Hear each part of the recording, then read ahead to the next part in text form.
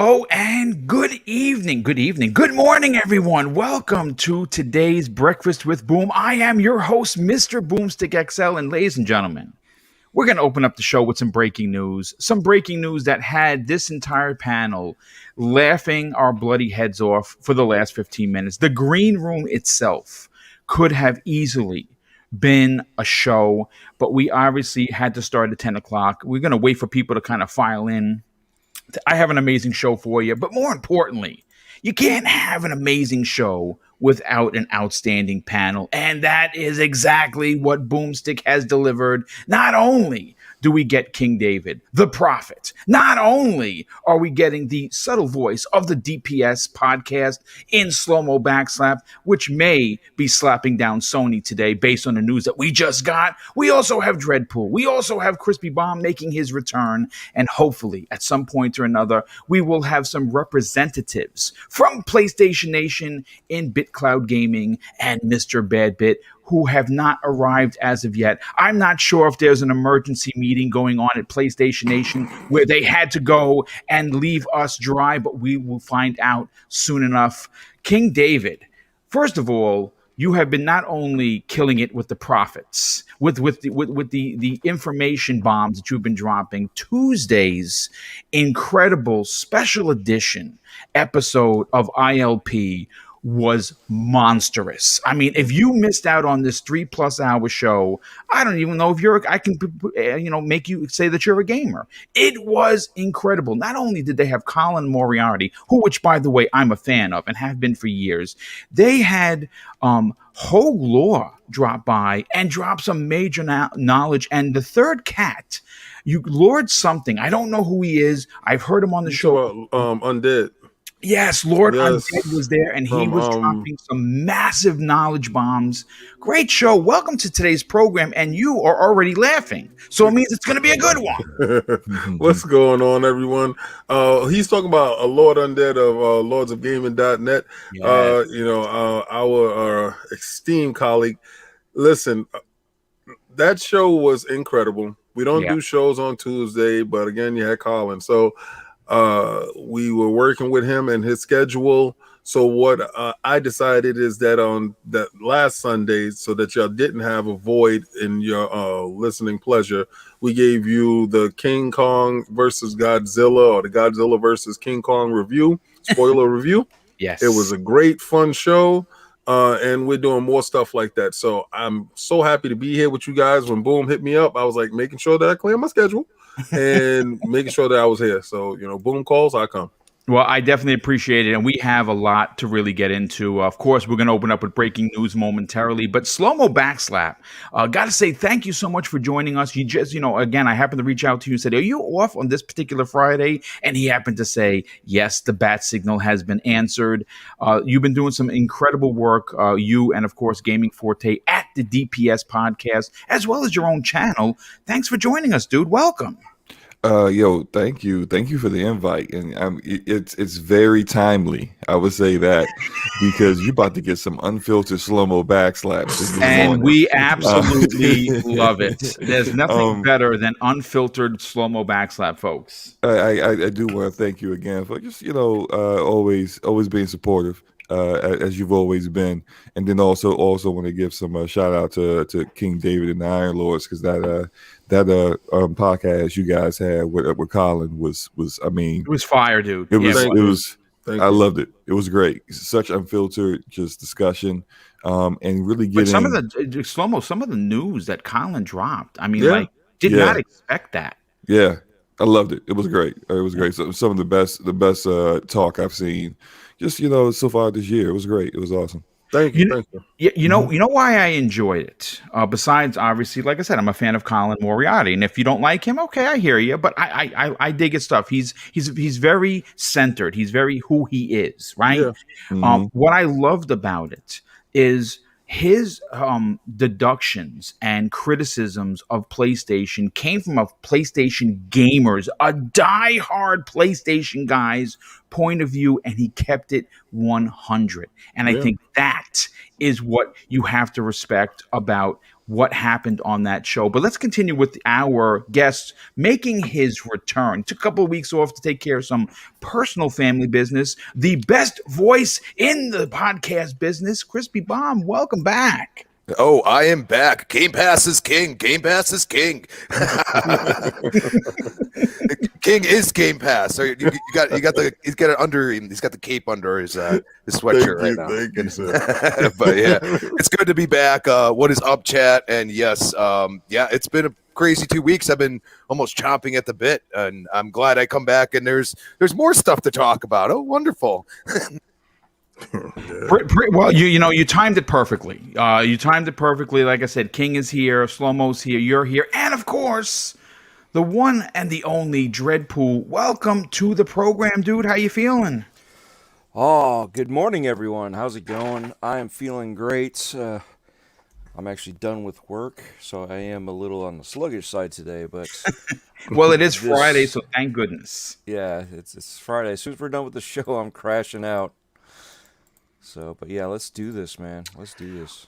Okay, so you know what? What I want to start off with is what was dropped into many of my DMs from many people that I podcast with on a regular basis. And what has come out? What has literally stolen the show? Because obviously we can only do so much in a 2-hour podcast. And if I didn't talk about this breaking news, I obviously wouldn't be a good host. And here we go. Coming from from IGN and many others. And the reason why I'm using IGN, I normally don't, because I'm not saying the people are bad at IGN. They're part of big game media, and I'm just not usually a fan. But I do have the story in front of me, and I'm going to read verbatim from it. Apparently, The Last of Us remake is reportedly in active development, and Days Gone to pitch rejected. According to Joe, I think it's Scarebbles, he says there's apparently reported turbulence in Sony's smaller studio, and according to a Bloomberg report into some disruption among Sony's lesser-known studios, sources say that a Last of Us remake, codename T1X, was started by Michael Mumbauer, the founder of Visual Arts Service Group, a Sony developer that traditionally assists development on PlayStation Studios games. Mumbauer apparently assembled a new 30-strong development group, and after passing on the idea of a remake of the first Uncharted game, settled on a remake of 2013's Last of Us. However, the team reportedly ran into trouble after Sony kept their existence a secret and refused to offer extra budget. Head of PlayStation Studios Herman Hulst apparently deemed the project too expensive, and Mumbauer's team was moved to support development on The Last of Us 2. King, I have to go to you first on this because, again, IGN is reporting on a story that Bloomberg, who I obviously trust, I know that you do as well, they're saying, and this is the sources for Bloomberg, that after The Last of Us 2 was completed, Sony moved multiple Naughty Dog developers into the T1X project, which of course is now, as we know, The Last of Us 1 remake, and effectively became the new Naughty Dog project. Mumbauer and the original developers now have left the company because of the dysfunction going on at Sony. Listen, King, you have been calling this for quite a while. I think we all have.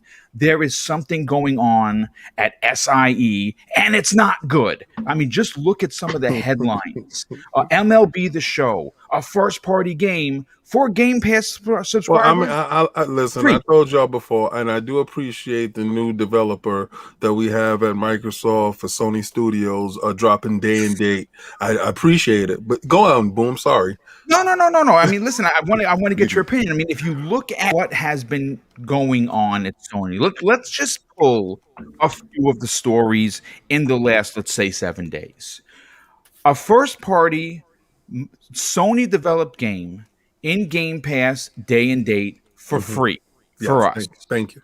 Okay, the next gen version free through smart delivery. Thank But you. if you are a PlayStation owner, 76.11 in New York, 93.96 in Europe, and I think your friend says that's down under $106. $106. Okay, Yeah, no, well, thank you. yeah, no, not only no thank you, but basically you're basically kicking sand in the face of the PlayStation gamers. So Right. let's just look at the PlayStation Now situation that everyone is talking about.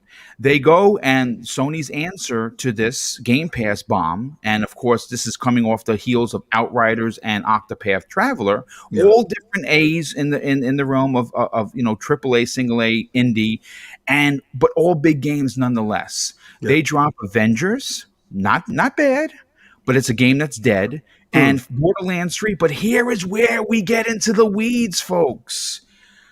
Confirmed by numerous sources, numerous publications, that the next gen version has been blocked. If you are playing on PlayStation Now, you cannot play the next gen version for your paid subscription. PS, by the way. And now we get one of their most notable teams that no one knew existed has left the studio, and we're now getting a remake of The Last of Us. King, what the hell is going on at Sony? This is greatness, right? Yes, for the player. Well, listen. They for the player. For those dudes that's playing inside the boardroom. They're for those dudes. Listen, they want to win. They want a good headline, and they're trying to get that old feeling back, right? So what do? You try to do the same old things that you used to doing when you're trying to get that old groove back. And The Last of Us was a huge hit. So that's letting you know if they're doing The Last of Us 1, they're going to do The Last of Us 2. But my thoughts on the whole matter is this, right? That's not the same Sony. I told you guys a long time ago, that's not the same people that were in charge before. They're going to do a lot of things different, and they're trying to find their way. In finding their way, they're going to make a lot of missteps, and they're going to piss a lot of their old fan base off. But at the same time, they're believing in generations, and their generations they're believing in is this generation, right? So how are you going to start off this generation? Bring in that Last of Us, then you can bring in The Last of Us 2. I feel that Sony is at an impasse, right? I don't think Jim Ryan is ever going to be fired right now. I think he's doing a phenomenal job as far as the boardroom goes. He's giving them good numbers, and he's showing that he can dominate in certain areas with a limited capacity as far as consoles go. Now, the semiconductor problem is bothering both companies at the moment. Yeah. And it's hurting Sony more in the sense that I feel that Ratchet and Clank is done. But Ratchet and Clank won't be put out now because there's not enough consoles for them to achieve a number that they're comfortable with. And I believe this model is an old model, but this is the model that they're stuck with. They don't have a Game Pass model where whenever somebody joins the ecosystem, an old game is a new game to them. So it doesn't matter when it drops. They just have to schedule in between. Every month, they have to keep a constant stream of good games. Sony is not in that path right now. They're going by the old metrics of consoles sold and, units moved. So the studio that got disgruntled and felt that they had to move on because their project wasn't picked up and their project was, what in their eyes, was disrespected. They're just going to reskin it and, do it someplace else. Because if they do have the know-how, I'm pretty sure developers will be picked up all over the place. You have a lot of services. They could be a new studio at Xbox. Yeah, they're looking for that. They're looking for developers with great ideas and stuff like that. And hopefully Sony does realize that newer IPs are going to be able to push this generation forward, not older IPs. I don't want The Last of Us game remake to fail. I don't. No, nobody wants a game to fail. I'm sorry. Right. If I think there's something wrong if you do. but the mentality, I'm seeing it on Twitter. They don't want it, but I understand. To jump in, King. Yeah, You played The Last of Us 1, which was a powerful story. I absolutely loved it. I like part 2 better. I don't. I think part 2 is, but Big Cloud and I, we're in agreement on the whole part 2 thing. I loved it up to a point, and after that, I fell off a cliff. But regardless, I loved I loved the PlayStation 3 version. I played through it. I beat it. I enjoyed it. It was powerful. The remake came out, and like a lemming, I went out and said, you know what? Because this game is so good, because it has better graphics on the PlayStation 4, and now I have something to buy for my PlayStation 4, I'm going to buy it. Oh man, you got King nodding his head. Now he's gonna say you're part of the problem. Here we go. Oh no, I did it too. I purchased it too. So I'm part of the problem. I know we're all part of the problem. We bought into it. I mean, listen, how many games have I rebought for Nintendo that I currently own on the Wii? On the Wii, it's ridiculous. Boom. To your point, right? To your point, what you're saying is Microsoft is putting an end to that. Yeah. Microsoft is putting an end to that with the boost, the HDR, the frame rate enhancement. All your old games are new again, and they're running with refresh rate and all this other great stuff going forward, right? So these things are being taken care of, so you never have to go back and purchase that same old game again. So this is where philosophies collide, right? And going forward, your wallet is going to dictate where you game and how you game and how you consume these products. So if you do have The Last of Us, the first one, or you went and brought the remix, the next one for the PlayStation 4, your thoughts on buying it again for the PlayStation 5, it's not going to be really high because you already played that story already. So Sony needs to find a better solution. That's my opinion. They just really do. Microsoft's solution is more consumer friendly. This seems like you're really gouging your fan base and because you know what it is. I'm gonna say scenes because you don't know what this fan base consists of. Does this fan base consist of PlayStation 3 guys? Is it new guys? So do you want to bring The Last of Us 1 to the new audience? But if you had a legacy type of back compact solution, that wouldn't be an issue. That's just my opinion of it.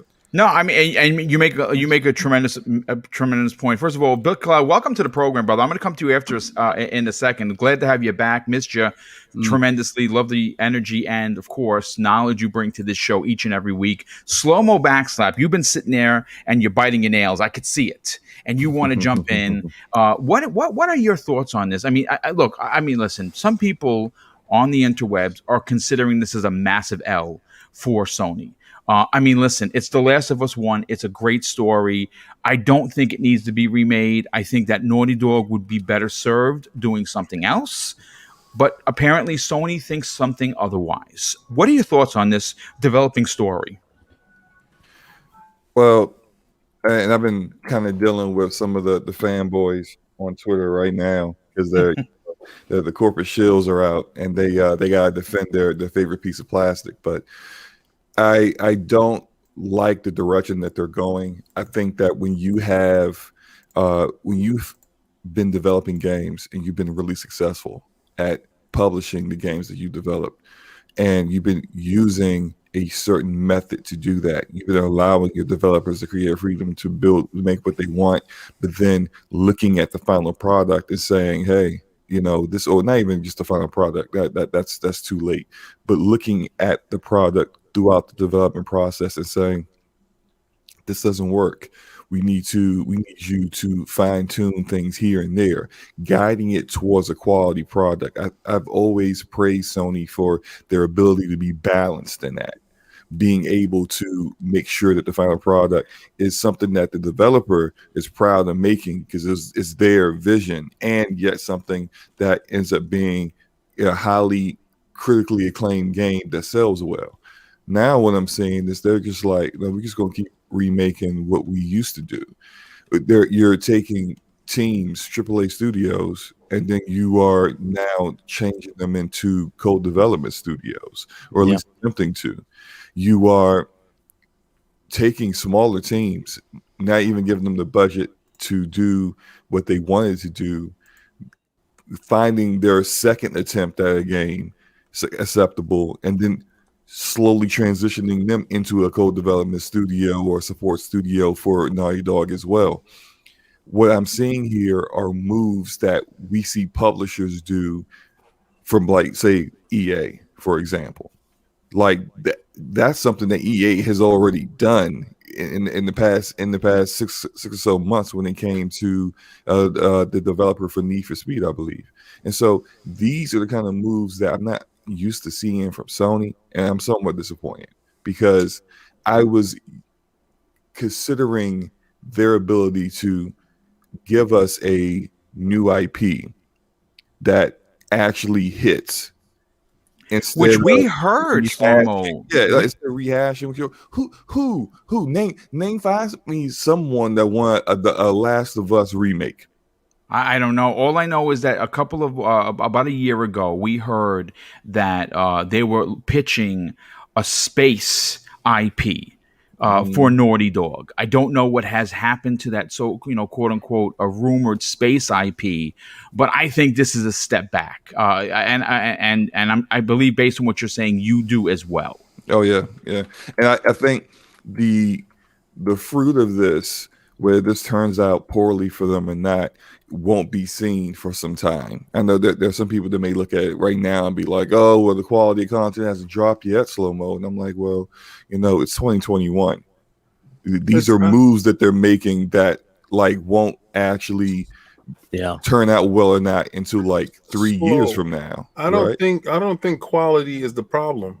I mean, because from what you're saying, like, okay, let's just say the game does come out and the game is phenomenal from the gate. It's beautiful. Let's say that, right? And the game is released and it's sold at $70, and let's say again, 1% of the populace purchases the game because they don't ever really do 10% of their core. So let's say 1% of their core purchases the game. They cannot sustain that number.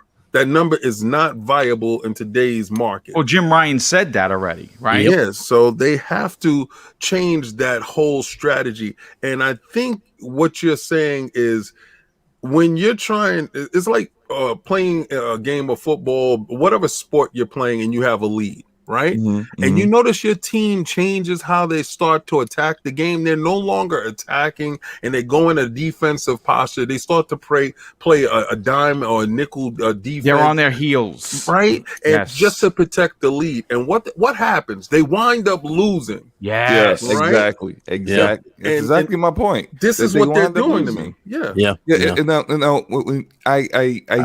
what you're saying, it makes sense on especially from the business standpoint of where they're going with things. But what I'm saying is that like nothing worthwhile isn't worth taking risk. And yeah, you're going to have some duds. Like when it comes to promoting creative freedom, when it comes to allowing developers to do something new or different, it's going to always come with risk that it may not work out, or it may not be received well by the overall gaming community. But that same risk they took is the reason why Naughty Dog is where they are today. The reason why Guerrilla Games came out with Horizon.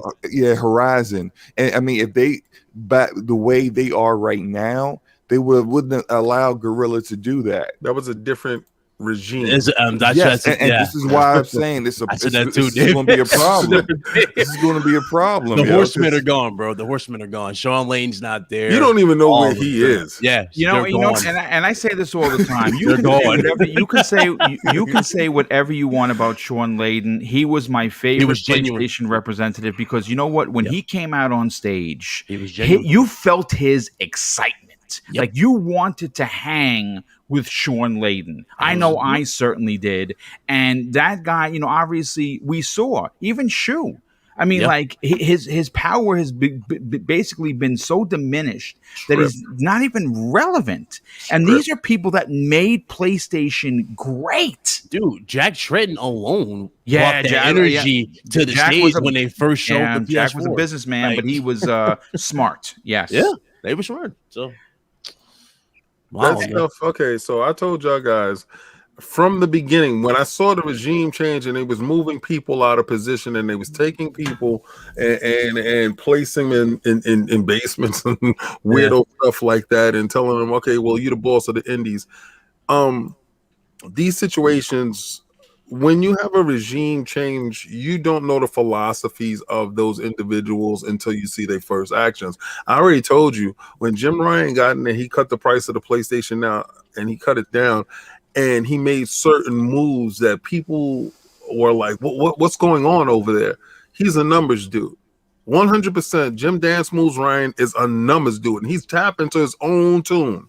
Okay, so when you are upset that he's consolidating things, he's looking at it from a business standpoint. First of all, he has to make the shareholders happy. Mm-hmm. So that's first and foremost. I must be profitable. I must show the shareholders that I'm a viable person that's been placed in this position, because as much as we love Sean Layden and these guys, they took risks that if one mistake happened, they're not here. Yep. All right. So that stuff can no longer be done. That's why they're gone. All right. They can't have that misstep. I already said it before. This is the last generation for the PlayStation console as a console. They're going to be a third-party developer, and Prophet King. that this is what they're going to do, because financially they're not set up in the manner. We're going to go into other things later on in this show where I'm going to tell you the reasons why they're not set up. And they sat there and watched Microsoft move pawns around the board and put themselves in position. And because they wasn't queens or rooks, Sony was like, whatever. I don't care about that move. That move means nothing to me. But they set themselves up to be a developer. And I know you're saying, well, they're the market leader. They were the market leader. This is a new generation. All right. So those mistakes cannot pass. And I'm going to tell you, a lot of people view it the same way. In a battle of attrition, they cannot outpace and outspend Microsoft. They are not in the same league. They cannot take losses as Microsoft can absorb them into the company. Yeah. If the PlayStation is their sole product that is profitable, that is bringing the money in, they cannot take losses there. I see a lot of people say they brought $25 billion in, for the year or whatnot. I'm like, okay, cool. But here's the thing. Y'all fail to realize this. Sony relies heavily, mostly on their first-party sales. And here's the funny thing about that. They're not about to spend that entire goddamn quarter that they made on buying a new acquisition. They're not going to spend $10 billion, $12 billion on those. It's not going to happen. That has to go to what, King? To making up for the spending that they did on the said product. They're losing money on the hardware being sold. Exactly. Yeah. They can't even guarantee a PS5 in your home. Right now. That's well, you know what? To your point, I'm not sure if you guys heard, the Crunchyroll deal has been held up. Yep. It has. And I think that what is going on at Sony is the reason why it's been held up. Maybe they're getting cold feet because they were going to spend a big dime on that. A Big Cloud, I gotta get your opinion on this, but please let me just catch up with some of these super chats. There's been a shit ton of them. Raiden Blade drops not one but two, and I think a third super chat. The first one of $5 says, "Good afternoon, Mr. Boomstick and panel, and other watchers in the UK. Looking forward to today's show." I think that's Bankai. I think that's what it says. Thank you for Raiden. Definitely appreciate the generosity, but more importantly, brother, appreciate you being here and the love that you show this show each and every time we go live. He drops another super chat of $5, says, "Listening from work, can't wait to get home and get on Outriders." Yeah, Outriders is a problem for me because it's the only game that exists outside of Titanfall. It's like crack cocaine, folks. I can't stop playing this game. It is ridiculous. I need help. Someone send me. Yeah, oh, dude, it's crazy. Thank God I'm retired. That's all I'm going to say. Fuzzy Belvedere, a good friend of the show, he drops an outstanding $5 super chat and says, "It's not an old game if it's a remake." Oh no! Wow. Oh no! Wow. Shane Jokowski drops a very generous $5 super chat and says Sony's decisions right now are making Sony fans look over the fence. I've been saying that for many I tried to shows. warn him, dude. I did this in well, I'll let you go ahead and finish. Yeah. Well, no, we're going to get your opinion on it, brother, and you're going to go crazy on it. I can't wait. Raiden Blade drops an additional $2 super chat and says, money is so funny in a rich man's world. Yeah. Gerald Mack, good friend of the show, he drops an outstanding $5 super chat. And shout out to the Breakfast with Boom, and shout out to the panel. Lord King in the building. Salute my good brother. Raiden Blade drops an additional $2 super chat. Says hit that like button. Yes, please hit the like button, people. Adam Mass drops a very generous $2 super chat and says, is this another HD DVD versus Blu-ray except reversed? Good question. Eagles fan 76, another generous friend of the show, he drops an outstanding $2 super chat and says, I would have remade Uncharted. I can't play it today. Yeah, Uncharted 1 is hard to go back to. Not a great game, but Sony took a chance on 2. My favorite PlayStation 3 game of all time is Uncharted 2, and my God, what a job that they did. And Smuzz 246 drops an outstanding $5 super chat and says, get him, King. And of course, King is getting them. And folks, listen, we are 450 people live. I want to just say, if you're new to the program, please consider subscribing. The kind of content you're getting today is something I do 4 and 5 times a week, every week, even when I'm not feeling well. I'm behind the microphone, so consider subscribing. And of course, if you are here and enjoying the banter, hit the like button. But BitCloud, I have to go to you as someone that is a representative of PlayStation Nation and keeps it real. How big of a ding or a dent is this for Sony, considering all of the negative stories that have come out? You know, Kojima potentially signing with Xbox. First of all, shout out to King David and the Iron Lords podcast. I forgot this tag, King and David all in this, but that came in there. Oh, that's yesterday. Okay. Yesterday. I thought you was gonna have this one, but I thought about it. I thought about that one. but the Lords of Gaming.net one is really good too. Yeah. Just want to say that. Salute to the brothers. Go ahead and check them out. Great interview, man. Me and Blaze watched that like on loop, man. That was a really great show. Great show. Thank you. Now, let me get to this, man, because I got to get back on camera for this. I've had a real insane past 2 weeks after recovering from COVID-19. First, it all started with me buying this. And people came in my neck over this. They're like, oh, you're switching to Xbox. A lot of people know I game on PC, so I'm on Backslap can definitely vouch for me. I play on PC. That's for PC. But it goes back to this, though, because I already told people in live streams, especially 2 days ago, I said, listen, expect a lot of things to change with PlayStation. You're seeing a lot of stuff already change as it is, especially how they're going about deals, how they're bringing certain games. You guys seen it with Hideo Kojima, with Death Stranding. Since when is Sony willing to just fund a game for it to go to another platform? Usually they fund a game so it's for keeps, and they continue and go for a sequel. Now they're doing this with Jay Raymond. You're seeing it again with Haven, her new studio Haven, and more things are changing as we speak. Now, the biggest argument that I've been seeing people say is that PlayStation Now is Game Pass. PlayStation Now is not close to Game Pass. No, I told you before. PlayStation Now, you have to stream these games. And everybody knows on paper that sounds cool, but in reality, it simply does not work for PlayStation. It just doesn't work for these games. The latency is not there. It's not a good service. And the fact that they changed it up for the most part and gave you download options for a good chunk of these is not making it any better at all. In order for you to fully get the best out of this service, it has to be all games downloadable on there. And that includes the legacy titles like PlayStation 3, PS1, 2, even Vita and PSP.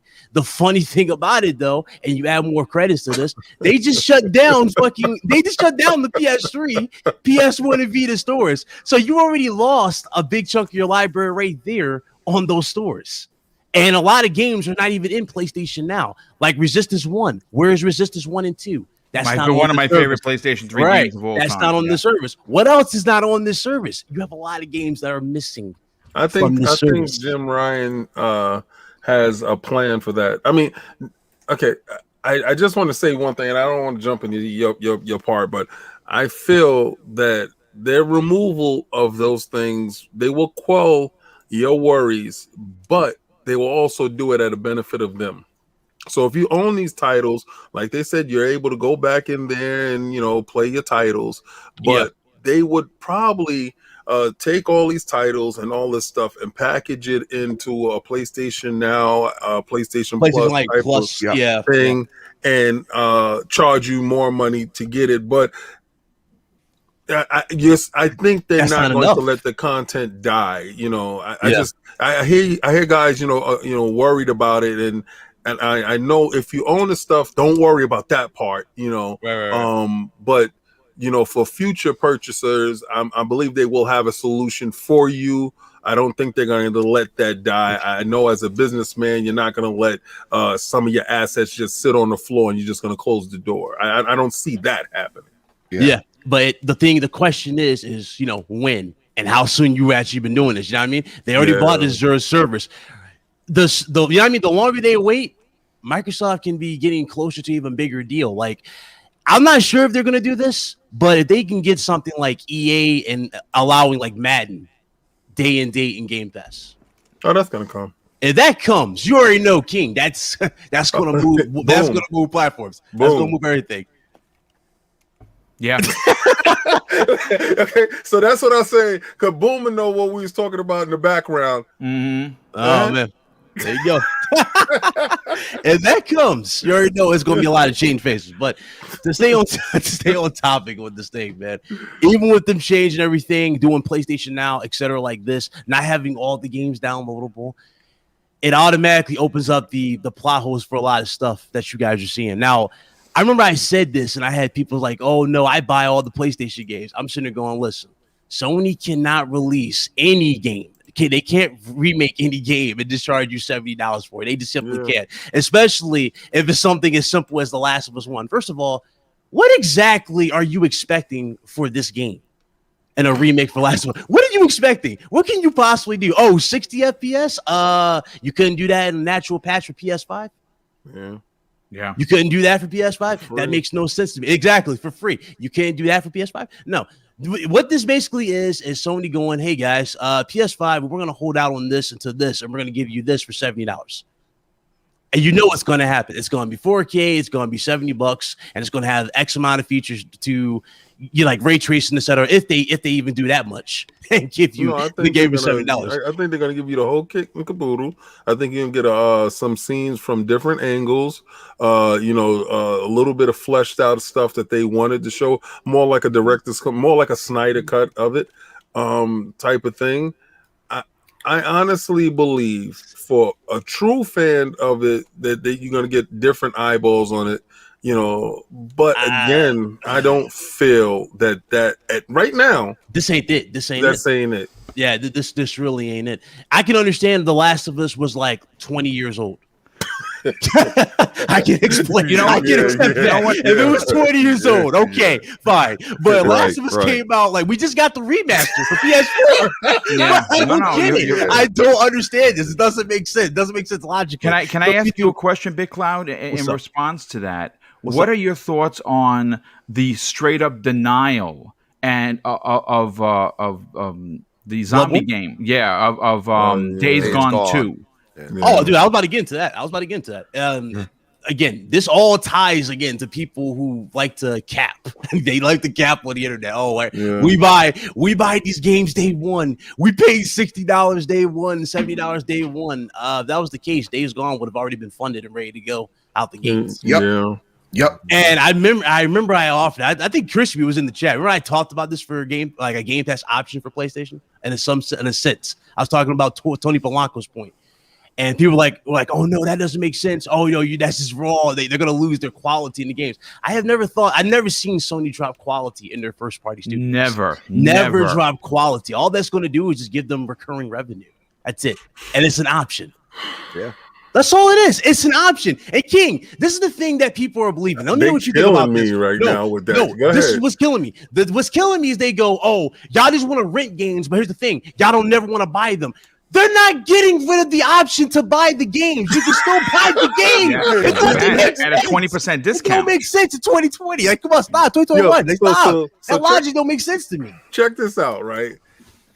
90. Oh well, okay. Let's take Outriders, right? Yeah. I didn't like the demo. Right. Got the game. Love the game. Yep. Right. But you can tell it in your mind, like, yo, this is not worth $6. Like, you know what I mean? It's like that. But I already paid for it. But you paid for it. But I brought it because I played. I'm level 25. Right. So I said, okay, let me pay for this game now. I'm getting the percentage off on it, and then you get all these extra perks when you purchase the game. They give you all these little extra things. But at least 90% of my digital games that I've purchased, I've played them in Game Pass first and said, you know what? I really like this game, and I purchase it. So for people to say that you're renting games, who cares if you are? I thought we are supposed to be playing games, right? I mean, you're paying for a service. That's not like you watch the movies in Netflix and be like, oh, wait a second, I just watched that movie. Let me give them a dudes kill me. Listen, dudes kill me when they show screenshots of dumb shit. Like, oh, I bought all these games right now. I'm sitting there going, congratulations, you spent $700 on a few games, $700 on some games. When you could have had those games day one in the service, you could have got them, you could have played them. And here's the funny thing, here's the ticker. What if you don't like those said games you paid $70 for? Do you think Sony's giving you a refund on those games? Especially you buy them digital. Do you think you're getting a refund policy? Like, come on, I platinum a lot of goddamn games in this. Okay, I have a lot of. I have a problem. I have 138 platinums, people. I have a problem. Let me tell you something. I played a lot of shitty games on my time, and I'm saying right now, are you going to platinum Star Wars? Because I know Joe just did. It's real easy. It's a real easy. Oh, my man, Joe. Yeah. Republic Commando. What's Star Wars talking about? What's Star Wars talking about? Republic Commando just released on the yeah, I'm buying it, dude. It's good. One of my favorite games. Joe, I'm going to get to you on the back end because I really want you to finish off this particular topic. No, I love what Bit has to say so far, man. I'm digging with it. No, it all comes back again, and the funny thing is too. A lot of people like to compare again PlayStation Now to Game Pass. Here's the funny thing about no comparison. Game Pass is giving you all the bells and whistles.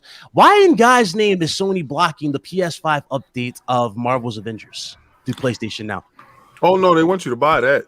Yeah. Why in God's name is that even a thing? I don't understand that. But you know what? To your point, to add to that point, BitCloud, this is where it gets important. You are not getting that service for free. You're paying for that service. And here's where, you know what kills me, though, as a diehard PlayStation guy? You know what kills me? I had been lobbying for this game to get a 60 FPS patch in some capacity. I've been lobbying for this game to be remade because I already know people will buy this because of the impact that it left on the community. You know what I mean? A lot of people who never got into Souls games started with Bloodborne. Yes. Why isn't Bloodborne getting a remake? Why are we making something that we've already played and experienced? It doesn't matter. And again, if you remake this game, and King, you already know, if you remake this, you got to remake Last of Us 2. Because remember, the biggest mystery in Last of Us 2. You're going to have to. Because remember, the biggest mystery in that story was who is Abby. What if they remade this for the sake of, just redid this and they wanted to add some extra stuff like, I don't know, Abby scenes? Listen, it's a hustle. This is the hustle, all right? And it gets no deeper than this because you already see the setup. You already see where they're going with it. I don't like how they're treating their fan base, right? Yeah, okay, they give you a dead game in Marvel Avengers. I got it, right? Somebody gifted it to me because I wasn't gonna buy it. Oh, you lucky. Somebody gifted it to me, but I had to play with them in it. All right, so that's the worst thing about don't gift me anything. Please don't, because then you're forcing me to play with you because I feel obligated to do this thing. All right, so man. Yes, I hate that. I hate feeling obligated to play a game because now it feels like a job. So I'm playing this game and I'm like, oh, I can't stand this game. Now, to combat whatever Microsoft did, they gave you this game.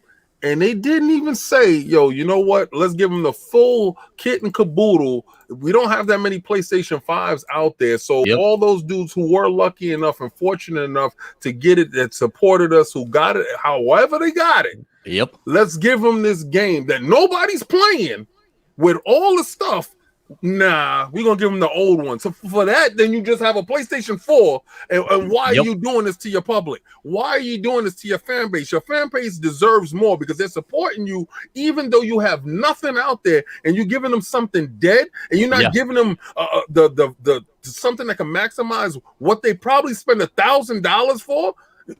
It makes no sense to me how you treat your public. You don't do this to your consumers, and they're doing it, and they're looking at you with the arrogance and telling you you're going to take it because you have no choice. But the problem is you do have choice. Yeah, you do. You want to play MLB The Show? You want to play it date and date? Go get a Game Pass and go get yourself an Xbox console and go have some fun. Teach Again, to add to King's point on this, let's look at what you're getting for a second. I'm going to bring Crispy Bomb in, but we have to again, just because you just said it about MLB The Show. If you're a PlayStation player, specifically that is your console of choice. Yep. And you have a PlayStation 5, it's $76.11. Okay, right for the PlayStation 5 version. If you are an Xbox Game Pass subscriber, you're getting the game. But here is where it gets crazy. You are getting the free upgrade through smart delivery. But then on top of already this 12-course meal that Microsoft has served up to you, they're bringing you dessert before the turkey, which is unheard of. And they're saying, if you want to play this on the go crazy and use Project X Cloud. It's in the cloud as well. Again, it's an apple and oranges scenario. But Crispy, I got to get your opinion on this with The Last of Us 2 remake. How poorly does this make Sony look? Okay, brother, no problem. How poorly does this make Sony look on top of already all of the bad news that has been sending their way? Well, being just an Xbox gamer at this point, I feel sad. I feel sad for what Sony has become. This is, one word for you is legacy.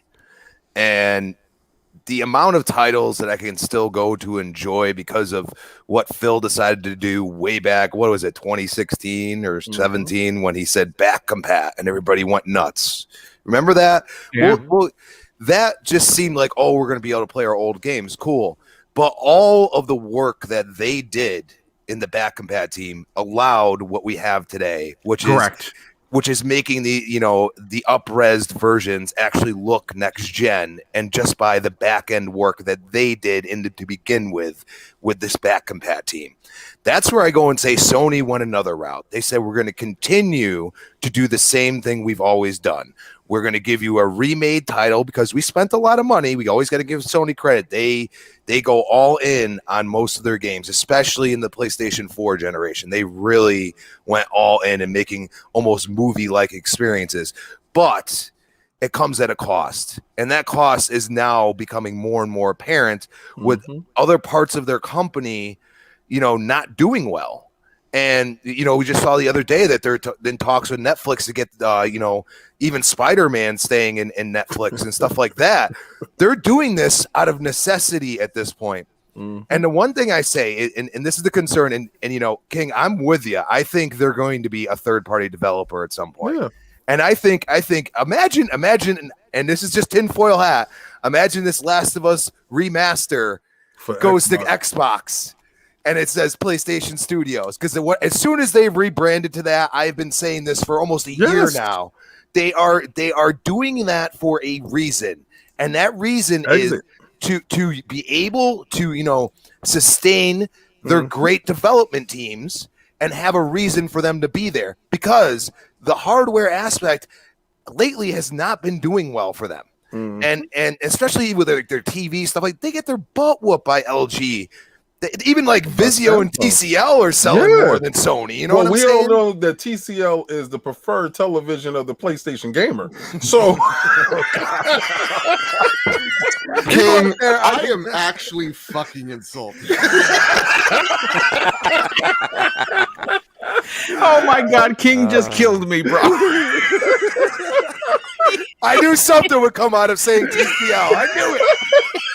But we're at the point. I'm dead. I just want you to know that I'm dead. But you're at the point, and I respect BitCloud, and I'm sure Joe's going to get into it as well. Like, you got to call a spade, and at this point, what you need to do, and I've been saying this when bad news has come out, you got to release your bangers day and date in a service. Now, if it's PlayStation Now or PlayStation Plus, or you make something new and combine both, I don't know. I mean, it's so convoluted in what they're doing at this point. You feel like PlayStation Plus has become Now and vice versa. And it's like, let's get on the straightened path, get back to what Sony does best, and don't kill a game like Days Gone. You make a better version of it in a sequel. It could be a banger. You know what I'm saying? It didn't sell well, but I see so many people that really, once they got into the game, they enjoyed the hell out of it. And this is what Sony has done so well. They haven't given up on IPs. Somebody brought up Uncharted. You know what I'm saying? So you got to understand that, Xbox is doing things that Sony did before, and that's because of Game Pass. Game Pass will allow them to take chances that they never would have. And now with the backing, the full backing, when they bought Bethesda ZeniMax, we knew Xbox is here for the long haul, and that's why we were so happy. You don't understand. We thought at some point in 2014, 2015, Xbox was done. You know what I'm saying? So for the comeback to come back, but now I'm seeing PlayStation almost feel the same way I did, in 2014, 2015 with Xbox. Now it's like, what are you doing? And on top of that, these consoles are so hard to get, and you're just sitting here and you're like, oh, you got to buy this to get. Well, like you said, King, why not support the people that have bought, day one, or even paid $1,000 to a scalper? You know what I'm saying? They did. They did. So, I mean, I got lucky getting a Series X. I hear it's even harder to get a PlayStation 5. God, yeah. You know what I'm saying? Like, I don't understand what they're doing. They need to really bring some fan service back. That's the way I look at it. I see this, Crispy, and I'm watching from the sidelines, and I know a lot of you PlayStation dudes is going to be like, oh no, he's putting on his Microsoft tinfoil hat. Okay, first of all, I haven't been wrong in anything I've said yet. Nope. All right. You haven't. So first, put up my resume and be like, ooh, that dude's been right a lot. Okay. Now, when like Crispy said, when they branded the PlayStation Studios, that allowed them to have flexibility in putting their games anywhere they choose, because now they're a studio, right? And that's a publishing house that, is not the Sony brand only. This can go anywhere. It can go to PC, it can go to Switch, it can go to Microsoft, right? So now that you see this, and I know you're saying, well, no, Microsoft, no, MLB The Show, shut up. It says PlayStation Studios. It does. Right?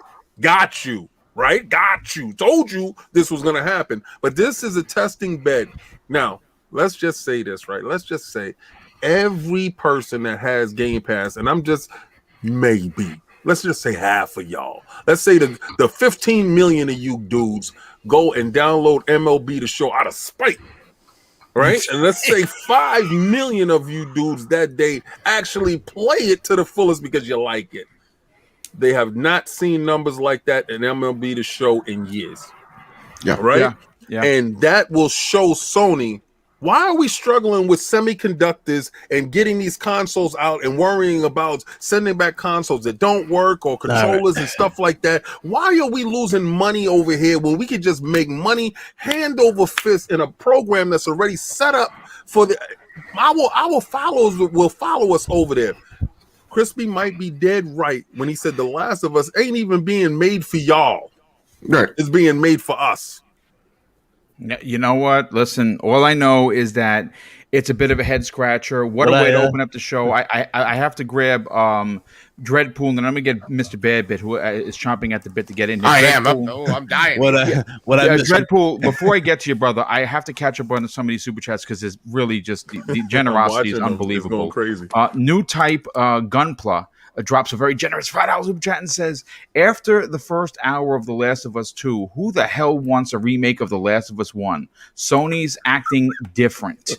If listen, I loved Last of Us 1, but I don't need a remake. I played it twice, and I did not like Last of Us 2, but that's my opinion. Philly Eagle, good generous friend of the show, he drops an outstanding $10 super chat and says, I gotta get on the road, but just wanted to leave this. No matter how much money PlayStation makes, some of that profit bleeds over to support the rest of Sony, which to a degree hurts PlayStation's ability to buy stuff.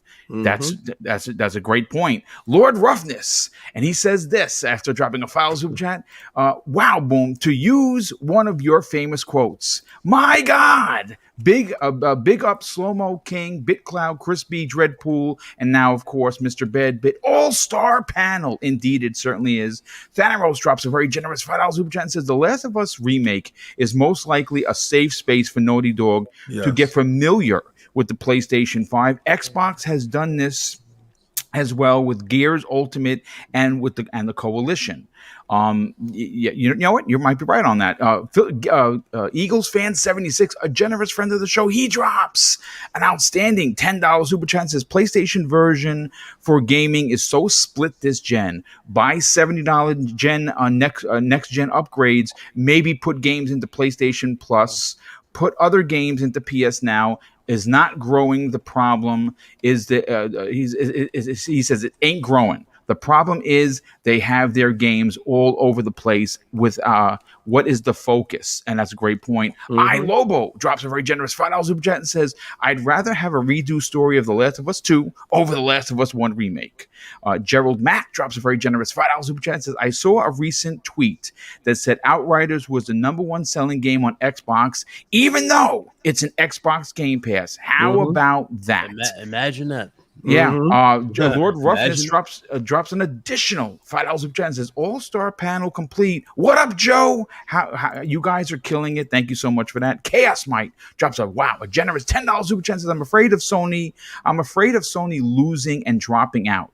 Not because I want it to do better than Xbox as an Xbox gamer myself, but because I don't want lawsuits against Xbox and split up the monopoly laws. I don't think that's going to happen. I think there are other companies that have 3 times the amount of studios that Microsoft has, and they're still buying them. East Texas Alex drops a very generous $5 super chat. Says, good morning, everyone. I love seeing the passion and opinions on everyone on the panel. You guys are on fire this morning. Great show. Lord Roughness drops a generous $5 super chat. Says, what's going on at Sony? A huge ugly console that they tell you to put a screwdriver to, complicated back compat system, and games costing extra $10. And Gerald Mack finishes off the super chats with an additional $5 super chat and says, King in rare form from TLC to to the preferred TV of PlayStation Players Classic. Okay, so let's Dreadpool. You've heard everyone's opinion, but now we want to hear yours. What do you got to say about this remake? Is it a mistake, a misstep for Sony? Now, just picture this. Can you hear me? Yeah, we hear you. So just picture this. All right. Phil walks in and says, Kumbaya, mother fathers, because he doesn't cuss. Okay? Doesn't this feel like E3 Bizarro World 2013? It does. Right? Okay, now where the realistic crab was turned over. Yes. Yeah, I mean it's just it's funny that it seems like Sony hasn't learned from they still stay on on a certain direction that they want to do. Everybody's just, they could do whatever they want. It's their business. But it doesn't make sense. You see some of this stuff that they're doing, it doesn't make sense. Why were you putting out a game 3 times? No one plays old games, but I guess a remaster makes it okay. I mean, we've said that before. If it's like 3 generations ago, okay, well, that's fine. But you just made it on the PS4, right? Didn't you just redo it for the PS4? Isn't PS4 already playable on the PS5? So yes. I mean, it's like these little silly things don't add up, and it's almost like they're multiple brains are inside. It's like too many chefs are spoiling the pot, right? And there's no one direction, because who plays old games now? We got old games. Now what do? We got rid of all the old games that they were selling that were still there. I mean, you just leave the server up.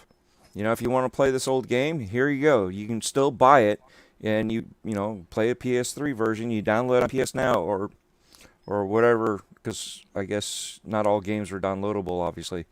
But I mean, you can stream it, and we know streaming isn't there, but Azure servers are going to be coming into effect, and it's like all this back and forth stuff. It feels like back in the day when Sega Genesis and the 32-bit expansion / Saturn, right? Dreamcast couldn't save Sega, and what happened? They went to being software only. PlayStation Studios sounds a little bit like Sega. Just saying. There's a lot of stuff going on here. I mean, and I'm not going to say that they're going that way, but I am. It could be. It could be. If they keep going this route, because everybody's like, well, everybody's looking at the fence over at Xbox. Well, okay, that's fine. Everybody's looking everywhere. I mean, any gamer, a true gamer, is going to look wherever the games are that they are interested in. And it's not saying that this console or that console has no games, or now is not going to have any games. Whatever. Who cares? But when the market changed, the company changed. That's just how it's going to go. Yep. Yeah. That's just it. That's just law of the jungle. If the market changed and they see profit there, they're going to change what the market needs. And what happened to arcades? The market changed. They're dead. Oh yeah, arcades are dead. They're going to be they're going to live on forever in our memories, of course. But they're good old Nathan days in Yonkers, man. Yeah. I tell you, those my best gaming memories of all time is when I would be there with my brother and my friends. Dude, Dave and Buster's. I remember Dave and Buster's used to be so lit, but it's past. It was a different era. It's a different time. We're in a different era. Dave and Buster's still has something going on, but it's not the same ideal. It's not the same. That we had. It had like an event type of feel with D&B. No. That's the younger of the panel. Wait a second now. I'm supposed to meet up with Clowns and Tempest Sun at Dave and Buster's around here one of these days. So we still got to go there and play some games and drink some beers. But no, that's the whole thing is like a lot of this stuff makes no sense. And then you got fanboys, right? You got the fanboys on one side, like, I don't understand, they betrayed me. I'm not going to support you until you get rid of Jim Ryan. Wait a second. Okay, well then you don't support games. That's it. Exactly. That's pretty much it. That's right? Because I don't think Jim Ryan supports Sony either. So I don't think he played games. Because if he played games, then his attitude and outlook will be a whole lot different. Because he will sympathize and empathize with you as a game player. Phil Dominus Maximus Aurelius Spencer plays video games. He's a gamer, so his interest lies in games. It's not that he'd give a shit about the customer. It's not that he'd empathize. He'd understand what the consumer actually wants. Yeah, that's the difference. That's nobody's asking for anything Last-Us related. Real talk. To be remastered. I'm not like a Phil devout, right? To me, must be a real nice guy. Cool, but he ain't my friend. He didn't call me up when I got COVID. He's here to make money, and he's a developer first and mindset. So he understands what developers need. He is a gamer, right? And that doesn't mean, look, CEOs move from place to place. Most board members don't even know what the fuck they're selling. But with him being actually in the shit with us, playing, how many hours of Destiny, he knows what we're thinking. And that's the most important thing. And I'm sorry, Dredd, but like we talked about this on Cast Co-op last night when we recorded. When we're talking to Xbox, we get that devout thing with Phil because Xbox feels like a person. When we're talking to PlayStation, it feels like a corporate entity that we're speaking to. Yeah, and that's where the true aggravation is the disconnect between the communication between the two. But I'm sorry, what's sad? Oh, you know what's sad about that, Babbitt? You know what's sad about that? What's that? They're literally following. I hope y'all realize that they're falling into the Nintendo footsteps right now. Because Nintendo has so many characters that they can easily print money for them. And instead of just going and giving those characters the spotlight and letting those characters thrive, they go back to shit we've already seen before. How many Marios have we seen? More than we can count on the hands. Have we Metro? Exactly. Like it's enough to count our hands. So it's like, bro, the old formula, it worked for that time. It's a new gen. You need to bring back the old stuff. And that's the true problem here. Yeah. Is that PlayStation thinks they're Nintendo. Yeah, They're not I was about to Nintendo. say. I was That just is the- about that to say is- that. That is Nintendo the- shit sells, regardless. We might talk about it, but Nintendo is guaranteed 20 mil per game. Yes, sir. Dude, That is let me the tell you thing. something. They are If- guaranteed. you know, and to that point, that's a great point. If you look at what Nintendo does, right? Yeah. Their games, they have more IPs that are nearly 1-to-1, meaning consoles sold and games sold, than everyone in the current game. I mean, for crying out loud, when Zelda Breath of the Wild launched, they sold more games than consoles. Yep. Yeah. Mhm.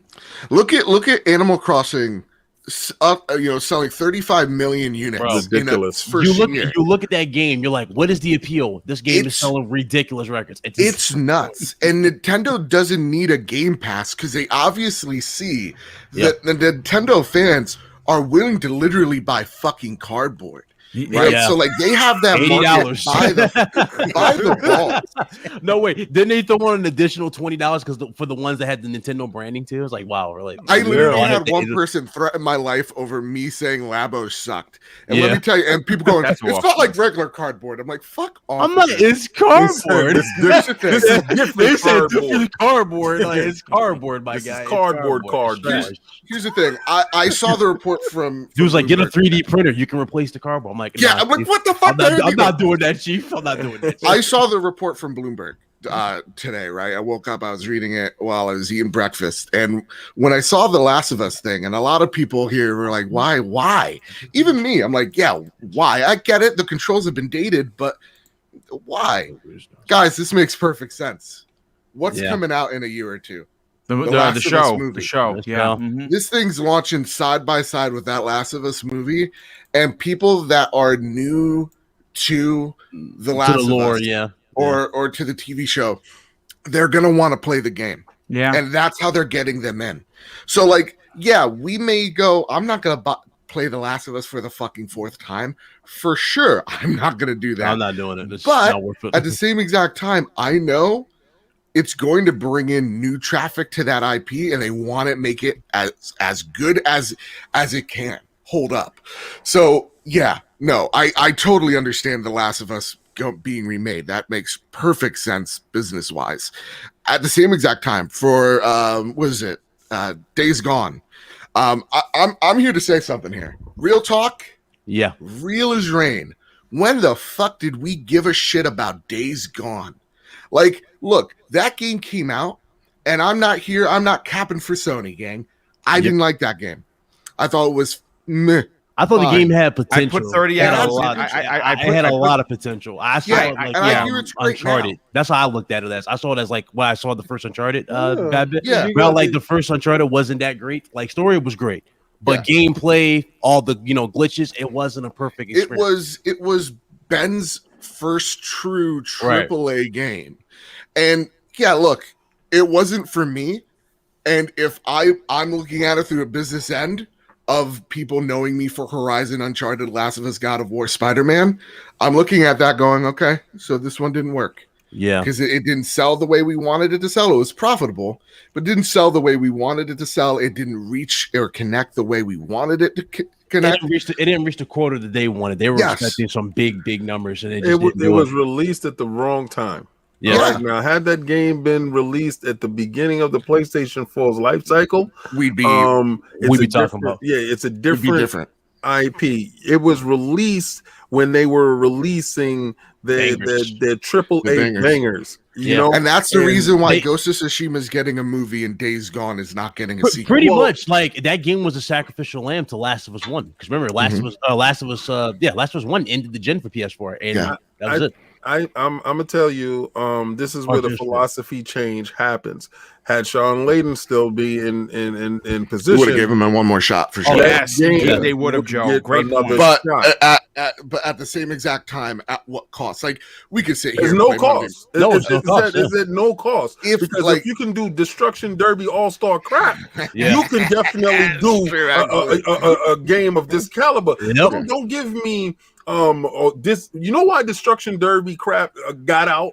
Because it's the early stages of the PlayStation 5. Mhm. There you go. All right. There you So go. this game, The Days Gone, would have been made had Sean Layden had somebody that knows how to cultivate IP knows, okay, this is the time that you're supposed to launch. Now, when you have a numbers guy looking at the numbers on a game that they said, well, we spent X amount of dollars, you have to invest.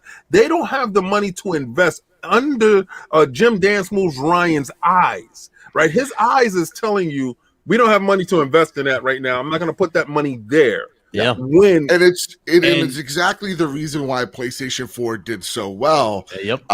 Was because they were, and I like what I forget the co-host of the Game Mess show, but he said Sony works best when they're under, when they're the underdog, when they're under pressure. Thank you. And they should be doing wonders right now. I know, but like here's the thing, you know, when you're been at top of someone, you get what? Lazy. You get lazy, you get complacent, but that at the same exact time, if you're telling me that's true, you just get lazy. If you're telling me that, oh, I'm getting a sequel to Horizon, God of War, Spider-Man, Uncharted, and The Last of Us. Okay, where's the bad news? I don't see, me personally. There is no bad news there, Joe. Right. Everyone is going to buy those games, including me and everyone on this panel. Exactly. So, like, does that turn into hamburger, fries, and shake? Does that turn into Halo, Gears, and Forza? Does that turn into that? And that is a legitimate. That's true. That goes right back to that formula. That's a legitimate question. If these were the third, fourth, fifth game, we're talking about the second game of Horizon, right? Uncharted, I get that. I want Naughty Dog to do something different and let go of that IP. So, like, I definitely understand where people are lining up those points on the board, and I sympathize with it because, eventually Sony will get that lazy where they won't try anything new or interesting. So I get that, and I hope pressure. Here's my problem though. What happened to Savage Starlight? Where's Savage Starlight? That's supposed to be the game they were working on after Last of Us. I remember that. Yeah, is that the space one? The space one. That's yeah. Where's Savage Starlight? You're acting. You're operating on the assumption that they have the ability to take a loss. You're operating under the assumption that this is not the same Microsoft. This is the problem here. Anytime that they had any type of pressure, any type of real force back, they have folded. 360 was a real force back. They lost. This is not the same. This is different now. This is not Xbox versus PlayStation. This is Microsoft versus Sony. Yep. This is different. Microsoft has seen the pie and said, you know what? I want all of it. That's the problem. And I think so. And you're right here. You're it's an $80 billion company versus a $1 trillion company. Yep. Right. That's the truth. And I get one person, the fear of like a monopoly. First off, just look at America. They don't give a shit about a monopoly. They don't. Totally fine. Just look at your cable. Look at your wireless providers. Yeah. Understand that your TV is only run by 4 companies. That's right. Yep. It's true. It's true. It's scary. And that's what the true free market is. So trust me, it's not that free. Microsoft's gonna be just dominant.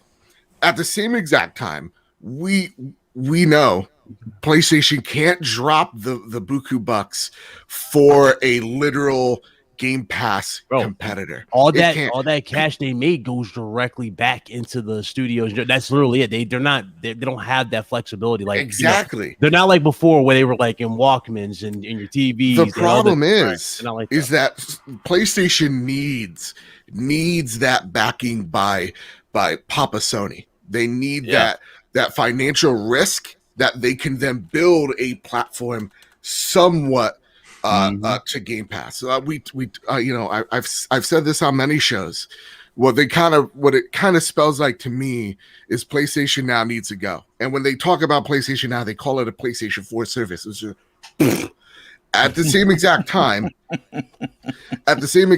Jim Ryan's like, expect something this year. And I think, King alluded to it. It is They're working on something. Yeah, it is going to be focused on your backwards compatibility. Okay. So let me. You know what, King? Wait. Before you continue your point, because what sure. I want to do is I want to segue into go for the next topic based on what Joe said, and we're talking about the what if, the big part of today's show. Obviously, we didn't expect an hour and 15 minutes to go into this breaking news, but you know what? This is a conversational podcast, and everyone just completely killed it. But I have to go into the what if now. We have seen Xbox go out of their way to stack Xbox Game Pass because it's important to their company overall.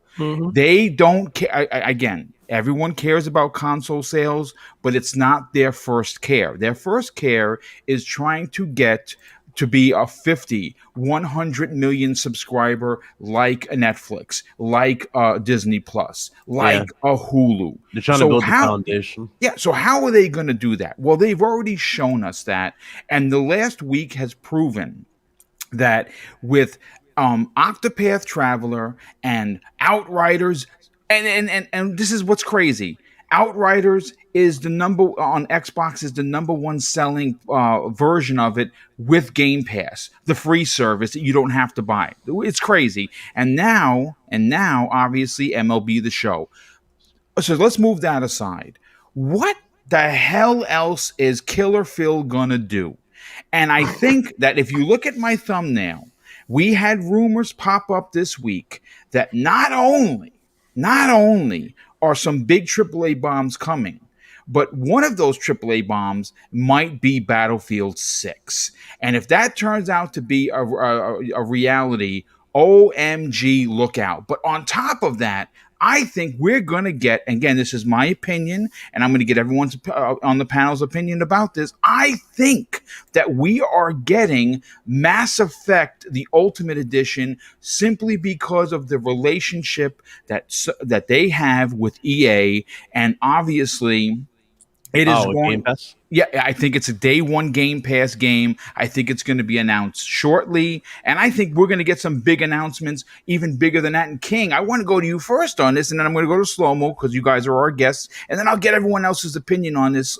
King, you obviously are the prophet. And you are the prophet because not only are you a businessman who deducts these things, you also have a connection or three. Based on what you know, based on what I'm saying, what are the chances that we see Microsoft, which, by the way, we're all still waiting for the AAA bangers. They're making moves that are this big without the bangers. And I can guarantee you that we're going to get the Game Passes at 25 million plus at E3. It may even be 30 at that point for all we freaking know. You said by June, right? Yeah, that's what I said, by June. It's 25 now. What are your thoughts on this? Am I on to something here? Well, of course you're on to something. See, right now, Microsoft is allowing their studios to cook. They're cooking, right? They actually have the time to bake and get their games ready. With the acquisition of ZeniMax, that's Bethesda for a lot of you guys.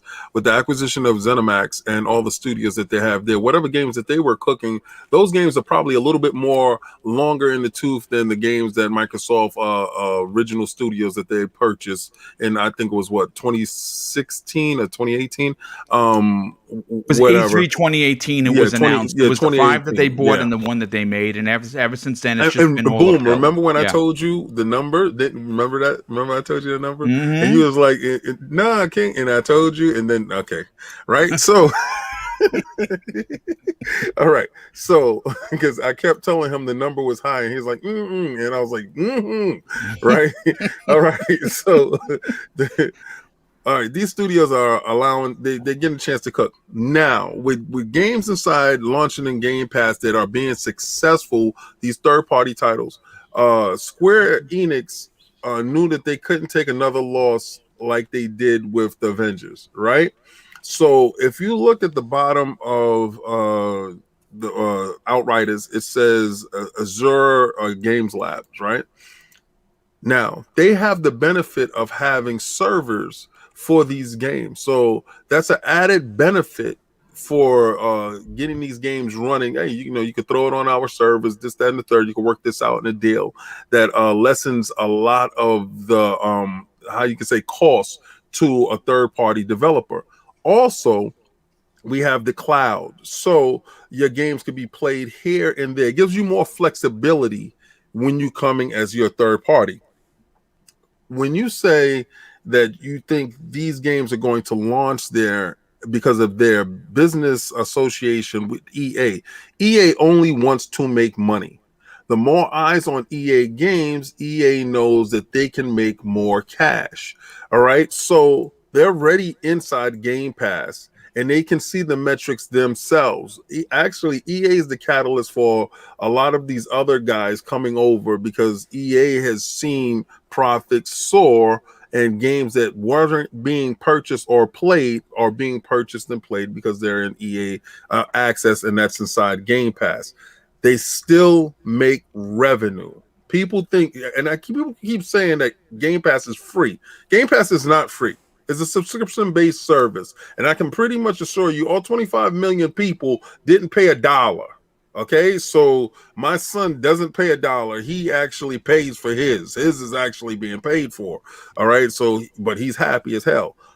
Now, if Mass Effects drops inside Game Pass, which I believe it might in some form of capacity, day and date, that's going to shift units and numbers, because it's going to force somebody who says, why should I pay $70 and I don't know if I really like the game? I should just go try it over here. Let me buy this service. Let me make sure I get an Xbox. Let me check this stuff out over here. And then they try the game, play the game for a couple of hours, and say, you know what? I do like the game, and I will purchase the game. I will support the game. Or let me end the game here and then move on to something else. You have the option. Everything is optional. I think Boom is on to something, but I think more and more you're going to see more third-party developers putting their games inside Game Pass, because you're going to get the maximum amount of eyes on your game, and the ratio of purchasing once somebody tries something is a lot higher than somebody going inside the store and have to worry about, all I want is Call of Duty, Madden, 2K, or the regular. People stick to the norm, but when they're given the option to try something out, they will broaden their horizons and try something different. I honestly believe that's the whole. Well, you know what? Again, this is something we're going to continue to discuss. The success, the rampant success of Outriders for Square Enix tells me that not only is this not the last big third-party game coming into Xbox Game Pass, we're going to be talking about this on Monday evenings, which, by the way, I'm already working on Mondays and Tuesdays show. Like, it doesn't stop, folks. I have so much content coming. All I can say is strap in, because it's going to be a bumpy ride. We're going to be talking about Final Fantasy VII being announced, and I believe that announcement is either coming Monday or next week into Xbox Game Pass. Remember, you heard me say that shit first, but let's go to Slow-Mo Backslap. Slow-Mo, listen, the Game Pass seems to be the new hotness. I know that it was clowned in 2017. Many people in our circles called it a never was, if I recall correctly, and Microsoft stayed with it. And now they are making moves, and we're seeing success for companies that might be willing to take a chance on a game because of the success of Game Pass. Do you think we get Mass Effect? Do you think we get Battlefield 6 or something even bigger in 2021? I think I've been saying this for a little bit of a minute, and some people may not agree, but it's fine. I think the facts of what's been happening with Xbox is going to prove it. That Game Pass is the platform. It is their platform. You know, Xbox, the console, is a platform, but the platform of the Microsoft and Xbox division is Game Pass. Everything is centered around Game Pass. But I don't want to run my game. Yeah. You know, like, I'm sorry, like, people need to get over the old school way of thinking. This subscription service is their everything. It's everything that they work on, xCloud, any kind of services, additional backwards compatibility functions, anything that any other publisher would actually charge you for is going to be included into Game Pass Ultimate, because that's where they want you to be, period. So when it comes to that, Outriders success, because this is definitely successful at this point.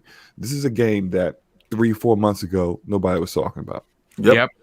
This is a game that, even though I was talking about it because I love looter shooters, of course, but most people weren't talking about that game. So now everyone's talking about it. It's a good, fun game to play, despite the tomfoolery they tried to pull with the patch notes. See, we gonna get into that. You know, I'm not trying to my high blood. I ain't trying to get my blood pressure too high right now. But still, the game is doing well. And it's exceeding expectations. And I said this a few weeks ago, and when this announcement came out, I was like, this is very pivotal for not just people can fly in their game, but pivotal for Game Pass, because if this became successful in Game Pass, you're going to see more publishers take that chance. It's always that, like the first one, no one wants to make that move until the first person does. And when it works out, everyone else goes, okay.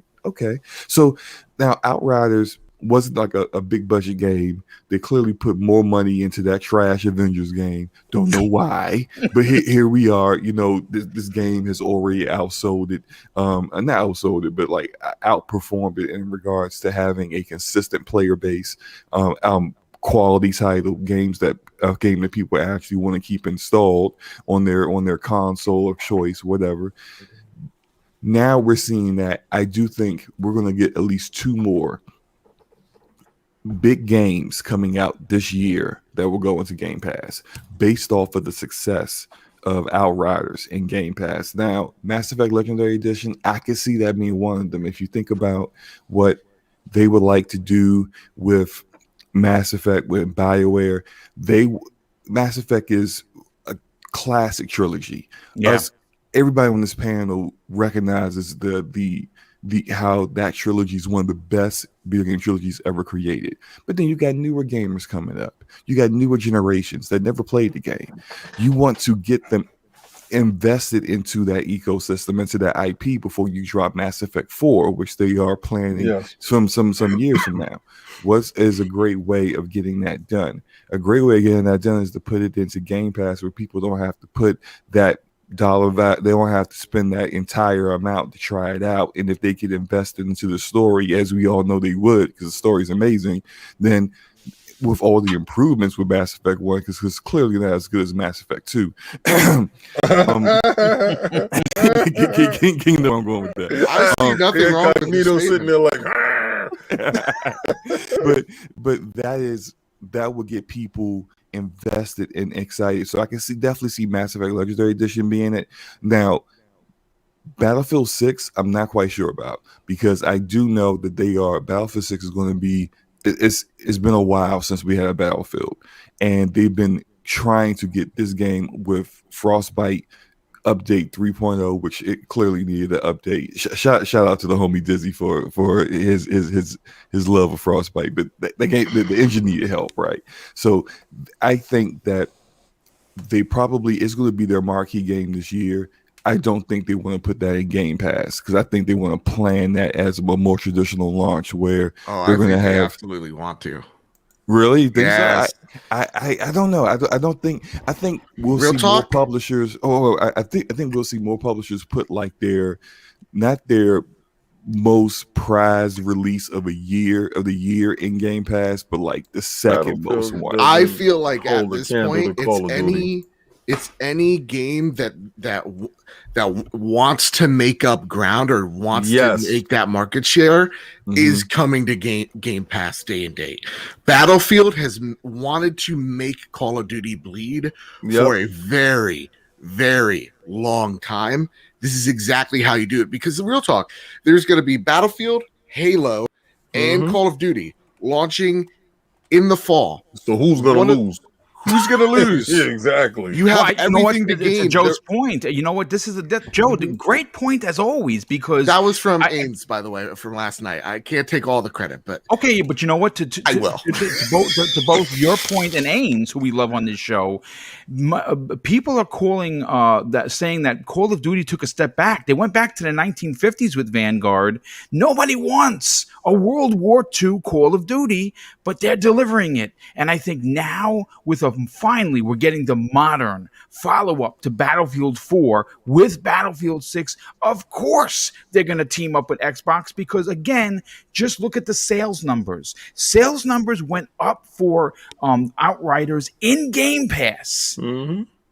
And that's a proven fact. That's not a suggestion. That's not Boom trying to, stack the deck against, a company. That is the absolute facts that the sales numbers for Outriders is best on Xbox, and it has Game Pass. So I agree with you, and of course now Ains, thank you for letting us know. But please continue, Slow-Mo.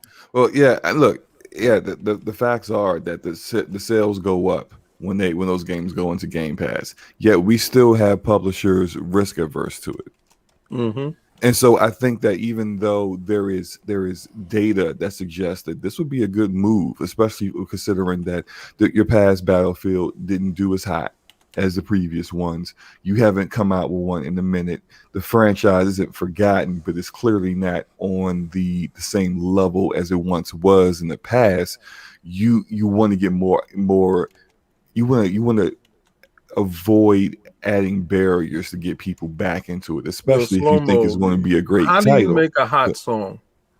You get Drake, right? You throw Drake on your track, right? I guess. So Game Pass I ain't a Drake right fan, now.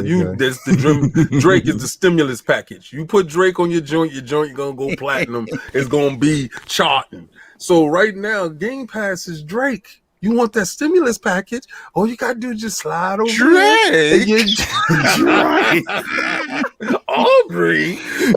Hey, I feel you on that, King, but it's like it's not convincing me. It's convincing EA of that, and I think I don't know if they are going to convince at this point EA to make that move. You know why I know EA is convinced? EA was the first one to jump inside Game Pass when nobody else was jumping inside Game Pass. They threw their whole kit and caboodle in there.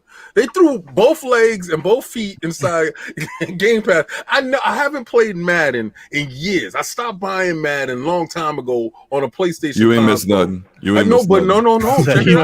Check it out. I played Madden because it was inside Game Pass. I said, let me try it. It's there. Let me try it. And you know what? I called Cognito. I was like, I ain't gonna lie though, the dude look good. and I put up some clips, and I was like, you know what? I did, put some eyes on it. But at the same time, they would have never got that from me had they not been there. And I canceled my EA Access subscription. I told Boom, I said it's not working out for me. They're not doing anything with it. But as long as it's an additive, it's like sprinkles on my ice cream. Mm-hmm. Who doesn't love sprinkles? I love sprinkles. I love that. They're useless, but they look good and they make your ice cream crunchy. They look great. Who the hell doesn't like sprinkles? They get in the way. It's kind of like when you put M&Ms on ice cream. You're like, oh, this is Listen, way. you have. We're not about M&M the slant. problem, We're Joe. not You're about the slander traumatized. sprinkles, sir. We about to do this. We ain't No, slander I'm sprinkles, on sir. Joe's Don't you side on dare. this one. Yeah, I ain't putting Jimmy's If on you- shit. Oh, It ruins done. the Oh man, Damn it, y'all, man. y'all out of control. This man said no. No sprinkles, ma'am. Put those sprinkles down. Like what? And you called them Jimmy's, which got me like, Yeah, that was some extra stuff. I don't know about that. Man. Listen, that's I've the always loved widest the way how you sprinkles. say it. You know? I'm from New York. We don't call that. Right, dog. That's different. That's a different thing. I was gonna say, I remember Jimmy's being a different thing. Yeah, exactly. What did Jimmy see you? Oh man, let's go. Oh, that's not good. Let's It's about to be a new different show. podcast. It's a whole different podcast. It's about to turn to Old school it's about rap. to turn you'll to know Boom what- After you know Dark. You don't want that conversation. Yeah. Well, you know what? Let's bring in the rest of the panel, and let's go right over to Crispy on this. Crispy, look, the Game Pass. You as someone that has been really talking up Game Pass for quite some time. This is no secret. And with the success of many games, and again, what I love about Xbox Game Pass, and I think most people will agree, is it's not just AAA bangers that are important. I mean, again, I have to keep talking about the last three. There's a game that just came out, King, that I'm sure that you've downloaded. It's a pixel game that's kind of like Mega Man a little bit. It's a little bit Narita Boy. Yes! Boy. I love that game. Yeah, it's a studio in Barcelona. So, Yeah. Okay. So again, no one may or may not have bought that game, but many people are playing it, including myself. Yeah. And again, it's a testament to why Xbox Game Pass is a success. My question to you, like it will be for the remainder of the panel, and of course the chat that wants to jump in, which by the way, we crossed 650 people here this morning. By the way, FYI, which is crazy. What are your thoughts on the potential of something like a Mass Effect Legendary Edition, like Battlefield 6 potentially? And King said this in the green room. We might even get a Madden to drop day and date in August 13th specifically. That's usually when they release that game. What would that do for the service, and can you see that happening? Well, it sure as heck is going to attract a lot of casual gamers, in my opinion. Yeah, great point. Yeah. You know, for example, Battlefield 6, maybe, I feel like EA will kind of use access to like say, okay, we can wait a month when the numbers go down, and then this will just reinvigorate it. And because they're already in the ecosystem, they already have kind of some say in what they're doing and a partnership going on. They can really tailor it to what they want. I feel like Mass Effect needs some fresh eyes on it. And, what better way than putting day and date in Game Pass? I think that would make total sense. And I feel like because Madden kind of has been faltering lately, I feel like it would be a no-brainer for them to go day and date into Game Pass. And that's they're really about microtransactions now anyway. So why not use the platform that's already there? Get some people like myself, even King, that haven't really been interested in it. Probably my favorite Madden's like Madden 10, which is just crazy because I just feel like they've actually went backwards in innovation. And for me to at least want to get into it, maybe I like this new iteration, which is probably going to be a reskin, which I hate. But my point is that any game that is multiplayer centric or geared to a casual gamer has a definite interest at this point to go into Game Pass.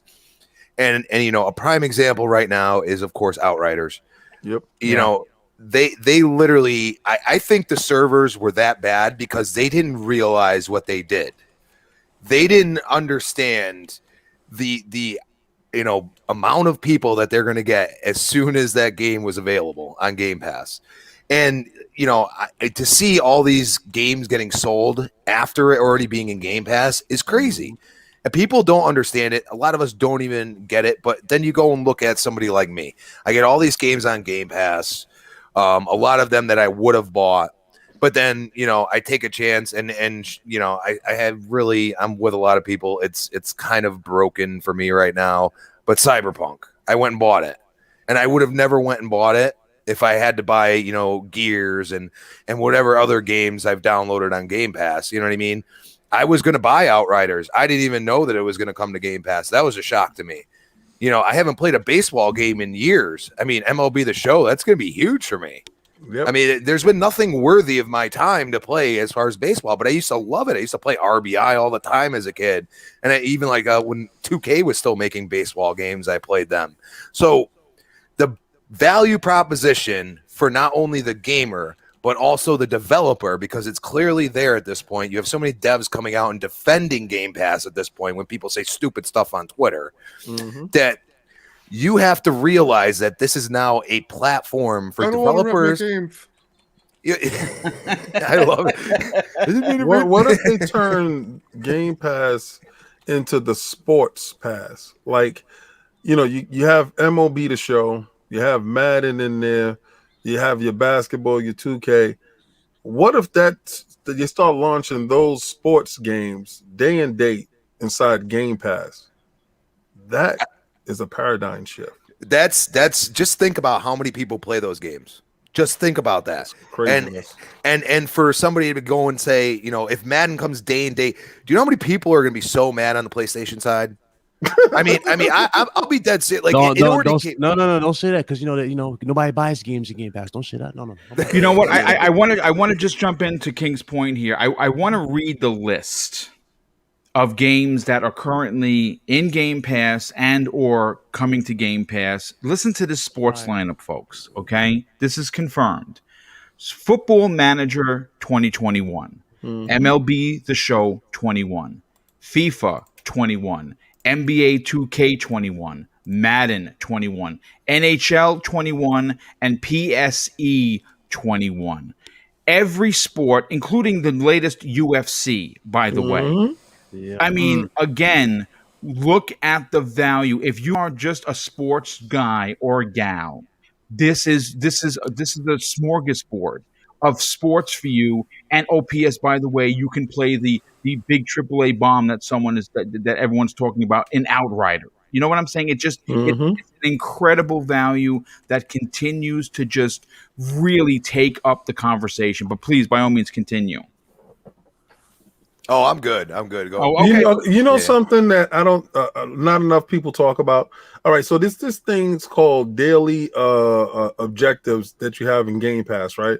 Yes. Play this game and you can earn. Which I just got 2,000 points, by the way. Right. So what my son did was he found out that he can earn money by playing games that's inside Game Pass. So he knows that I wasn't going to give him X amount of dollar for VC points to purchase for Fortnite. Yeah. Right? What he did, because like son, he's a businessman. I looked at my email because I get an email on all the stuff that he does. Well, it said, Dante purchased VC points for Fortnite. I'm like, what the hell? And then it tells you how much it costs. $0.00. I was like, how do you do that? He said, well, they tell you that if you get reward points and you can turn those reward points into cash. Smart kid. And he took his money and purchased the skins and stuff that he wanted for Fortnite. And I said, wow. He figured out I can play games, make money, and purchase stuff that I want all through Game Pass. I said, you know what? It's teaching my kid how to earn what he wants through doing something that he loves. It's incredible. I just looked at him and said, God bless you. He got what he wanted. By playing what he wants. Like me, I would have to go out and cut somebody's lawn, right? As a kid. Do the dishes, take out the garbage. Yeah. He didn't have to do that. He stood right there, played the games that he wanted to play, that he was going to play anyway, earned the rewards, and actually went and purchased what he wanted. Incredible. Yeah. I'm thinking of King's son in the dinner table. Dad, I gotta go clock into work. I gotta go pay for this Fortnite. And he's just hopping on his Series S playing Narita Boy. Oh, that's great. I love it. That's great. You know what? Let's get Dreadpool. But Dreadpool, I have to just catch up on some of the super chats. They've been quite a few of them once again. DJ Berto DOS drops a very generous $10 and says, damn it, people. Smack that like button. Boom and Panel are bringing the heat this morning. Thank you so much for that. Raiden Blade drops an additional $2 and says, removing old games to remake them, easy coding. Cat Daddy Lurk drops a very generous $5 super chat and says, didn't know Slow-Mo and King would be on today. Shout out to those guys. Well, thank you so much for being here, brother. Shout out to Cat Daddy. But me and him been playing a lot of Outriders on PC. Cat Daddy is a good dude. Good community guy, man. And thank you for the support, Cat Daddy. This man's Technomancer build nasty. Yeah, nasty. Really? Yes, very, very nasty. Nice. Dan the Man Cunningham drops a very generous $5 super chat. Says, Morning Boom and crew. Essentially, what Game Pass has done is turn every game into a full demo. Outriders would have stumbled without it, in my opinion. I think you're right on that. Nightwolf 3186 drops an addition $10 super chat and says, so much to love about today's show. Keep it up, guys. Adding to the Game Pass topic, everyone keep in mind that Final Fantasy VII Remake deal ends tomorrow. It does, and I think Monday we're getting an announcement. And Ubisoft Plus potentially being announced soon by Microsoft. Indeed, Pixelbit G, generous friend of the show, he says no sprinkle slander time. That's That's what's up. And it's a Gerald Mack, good generous friend of the show. He drops an additional $5 in chat and says Microsoft Xbox is on some real get down or lay down shit right now. Big bank take, little bank is the new mantra. I'm sorry, someone. I love that because Boom had to read it and him saying, "Get up or lay up." Made my morning. God bless you, Super Chat. God bless you. RNRD drops a $2 super chat. Says hoping Halo's Online isn't overwhelmed this year. I think it's going to be, dude, because but they're going to be ready for it. But you know what? Let's get Big Cloud. Are you back, brother? Okay, so let's get your opinion on this. You know, obviously Game Pass is the talk of the town for a lot of reasons, but we're expecting bigger things. How big can, I guess, Phil Spencer go with Xbox Game Pass for 2021? And mind you, outside of their first-party games that we know are day and date.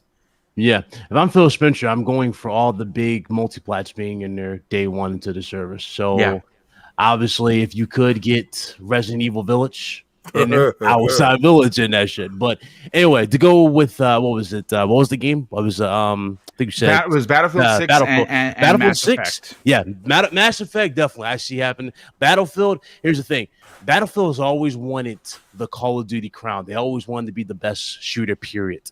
And the thing about Battlefield just doesn't have that arcadey, like crack-like feel that a lot of the COD fans want.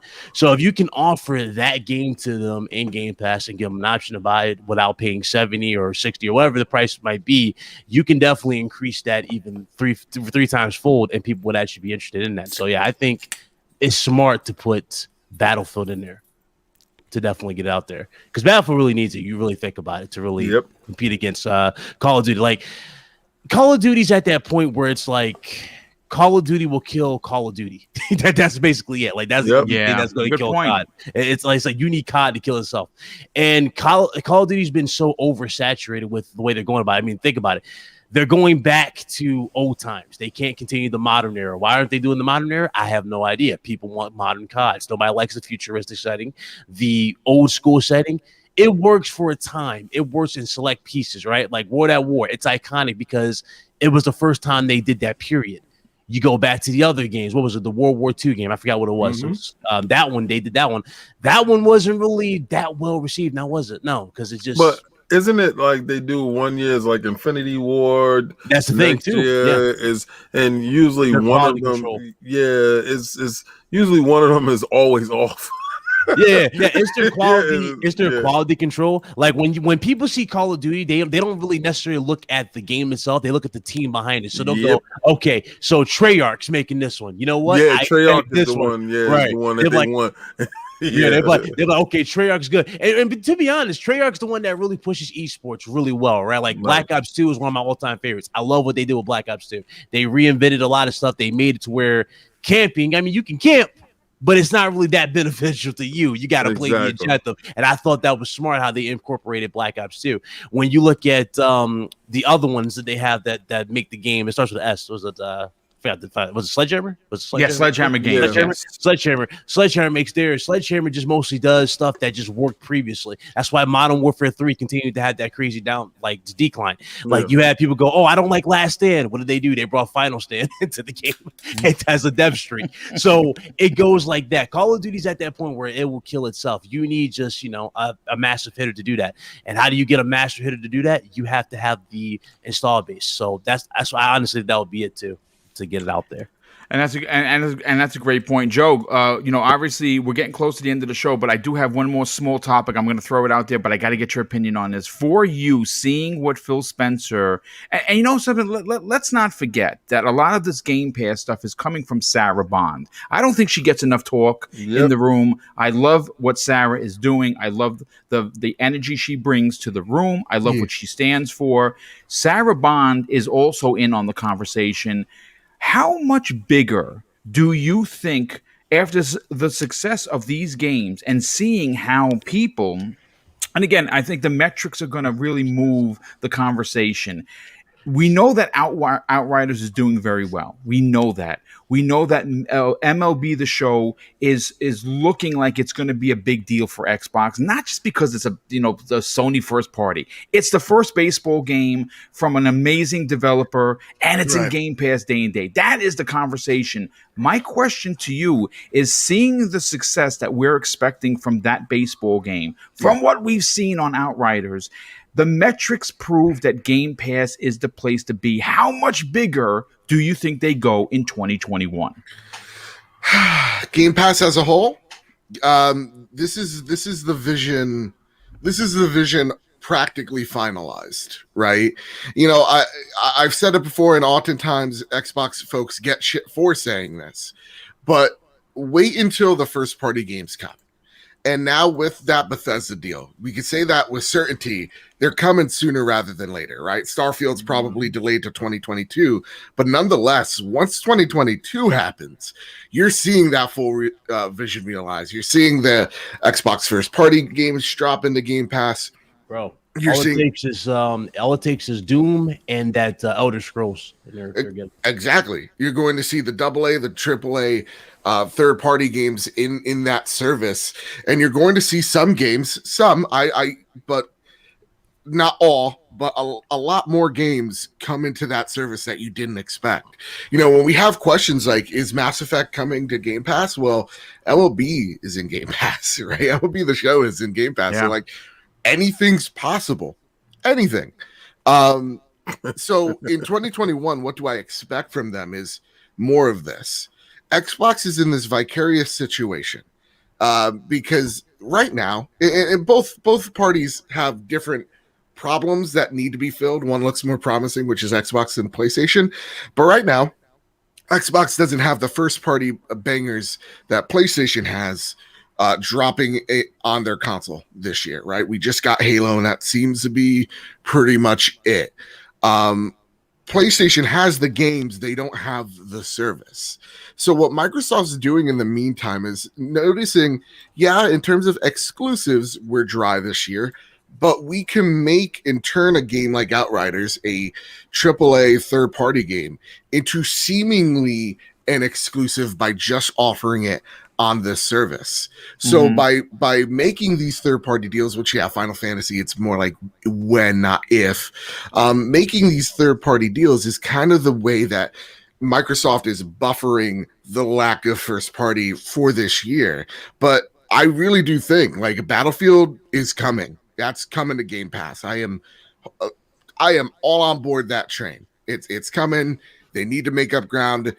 Holiday seems like it's going to be very competitive for shooters, and you need to do tick damage to Call of Duty, and you need eyes on Battlefield. There hasn't been eyes on Battlefield for me, what it feels like, since Battlefield 3. So you need to get people there looking at that game because it deserves it.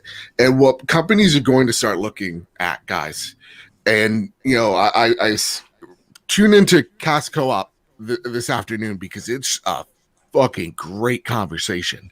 You're going to see developers and publishers go, okay, do I take this marketing deal with Sony, or do I take the Game Pass deal with Xbox?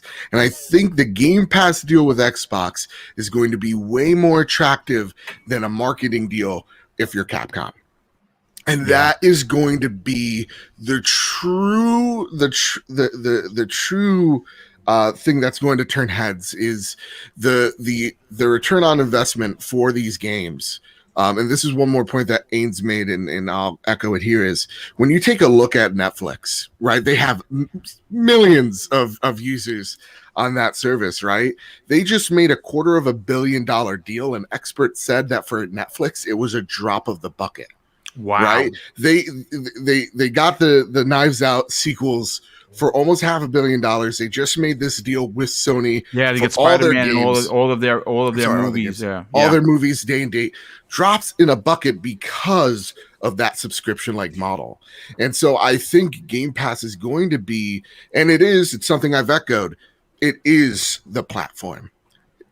the console is it's there, but the thing that they're constantly pushing is Game Pass, Game Pass, Game Pass, and they could afford to make these deals.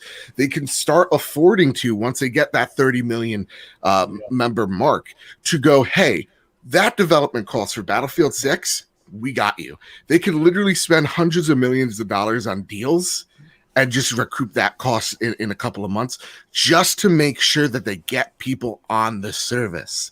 So that is the true that is the true power of what we're playing with right here. So like this year might be a little barren in terms of games, but you're going to see more of them come onto the Game Pass model. And hopefully, as a PlayStation fan, I'm looking at this going, all right, we're seeing Sony be complacent.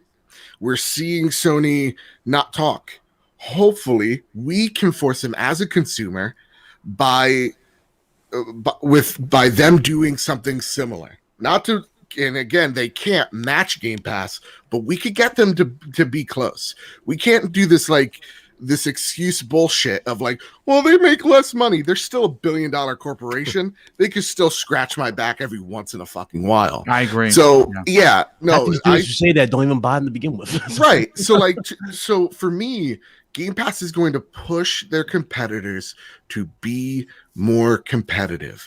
And we got this question in from the trophy room, and it's something that stayed with me for a while, is how do we teach Sony that we're so displeased? Because PlayStation 5s are still selling out, and they're selling like gangbusters. Their games are still selling like gangbusters. They can't keep them in. The consoles are still so freaking popular. And the fact is that the only way you tell Sony that they're fucking up is by not buying those things. But most consumers, I don't know. I haven't gotten the memo yet. And I think once Game Pass gets into more people's eyes, and I forget who said this, I think maybe Pong, like the way you do it is having MLB The Show advertised on ESPN and Game Pass right there to get eyes on it. And they did that. They did that yesterday, as a matter of fact. And that's what I want to see from Microsoft, is that push for Game Pass more and more in people's houses, in people's screens, where it can't be missed. Yeah. So I'm very excited for the future, what Phil and his team has in store for us, and Sarah Bond as well, because she has been absolutely killing it. And devs want and like Game Pass. And so I think the most important thing is Game Pass has to keep devs happy. Yes, that's indeed the true balance. And this gameplay, I'm getting distracted, so I'm sorry if I went on already. No. Listen, that's quite right. What? Yeah. Who doesn't? Listen, if you don't like Titanfall, I mean, really, give me we 3. Definitely need 3. Yeah, and if you don't like Titanfall, you can do it now in Game Pass. Yeah. You know what? If you don't like Titanfall, I think you're a piece of shit. I'm just here to say it. Oh wow! Oh Lord! All right. Well, listen. On that note, listen. I know we're at the final minutes of the show, but again, it's in the advertisement. I have to get everyone's opinion, even if it's a couple of words. This week, we had some big news from E3 coming back in a big way.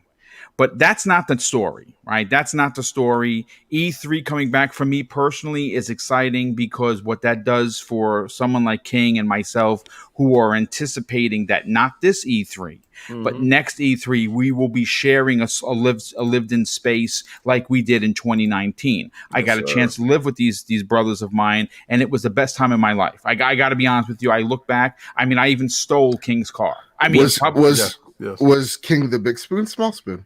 I think surprisingly small spoon. I would say that he's the big spoon. He's always the big man on campus, but I did steal his car. That's a story for another time. Yes, sir.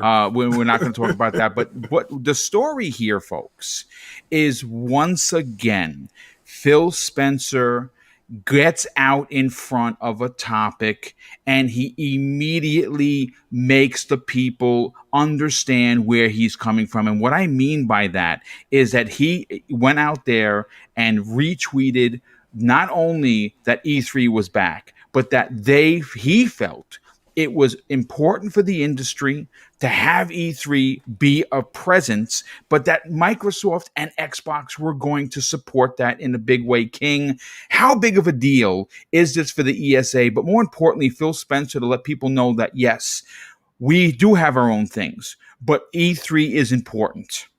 Well, okay. In a huge year, for Microsoft, this is a huge year for Microsoft because this is where you want to control mindshare and hold mindshare. First, he's on the board on the ESB. Yes, right? yes. All right. So for him not to support would be kind of weird, right? I feel E3 is dead. This is my opinion of it. But because it's a social type of thing, you rubbing elbows, you rubbing shoulders, and I felt that this year would not be a good year for it, and I feel that Jeff Keighley is killing it with his Summer of Games, his shows and stuff like that, and he's showing you how to move in the digital world. I thought it was flawless, right? And I felt that E3 wouldn't be able to compete in that manner. Well, they're going to have to show me, right? They're going to have to show me that they're able to compete. But at the same time, Nintendo said they're going to support. Microsoft said they're going to support. And a couple Ubisoft of others, is up there. The ones who have their shows said they was going to support. Sony been backed out of that stuff. Maybe they might do an Evo. That was a slight. But I feel that Microsoft has their own hall. They're going to show their games. They're going to show digital stuff, something to work. I don't see how it's going to work, to be honest with you. In my opinion of it, maybe they might have it on their channel. I heard that Bethesda is supposed to have their show because remember, Bethesda always has great shows. Yeah, there's going to be a break. Right. It's going to be the Xbox show, a break, and then the Bethesda show right after. And I think this is the last year of that. All right. I think the next time it would be one combined, Bethesda, Microsoft, whatever type of thing. But I think when you're easing somebody into a merger, you don't want any real disruption. So that's going to happen. Nintendo's going to have their treehouse around E3 time. So I think it's going to be business as usual, just a little bit different. But what E3 is about. E3 is really social. E3 is really hands-on, and to move them into a digital space is going to be very hard. I think this year is going to. It's not going to be as good as Jeff coming right behind. I think Jeff is going to eat their lunch. To be honest with you, I think they're going to have a lot of stuff there, a lot of stuff shown.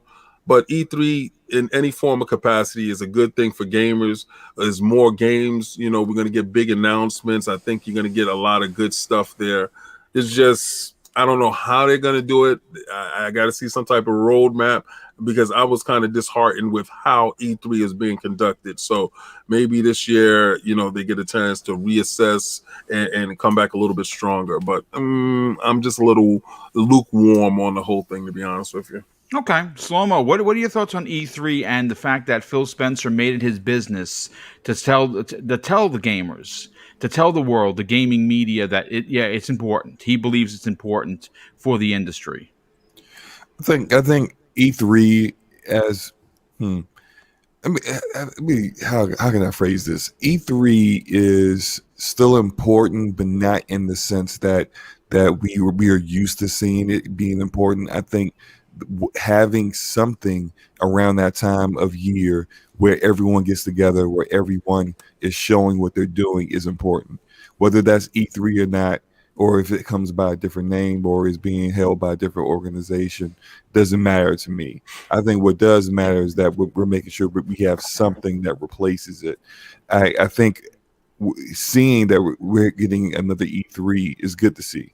I think that when we're going to get that around, I think I'm going to really enjoy what we used to get, where we got all that information all at once versus spread out throughout all like that. The Summer Games event thing that Jeff Keighley attempted last year, I think it was somewhat difficult for people to digest because it was all over the place and it was too long. It was way too long. And I think part of that was also due to the fact that all of these publishers and developers were struggling with the pandemic, trying to get used to it. And so they weren't able to get organized without an actual organization doing that full organization in a process that had become traditional for them.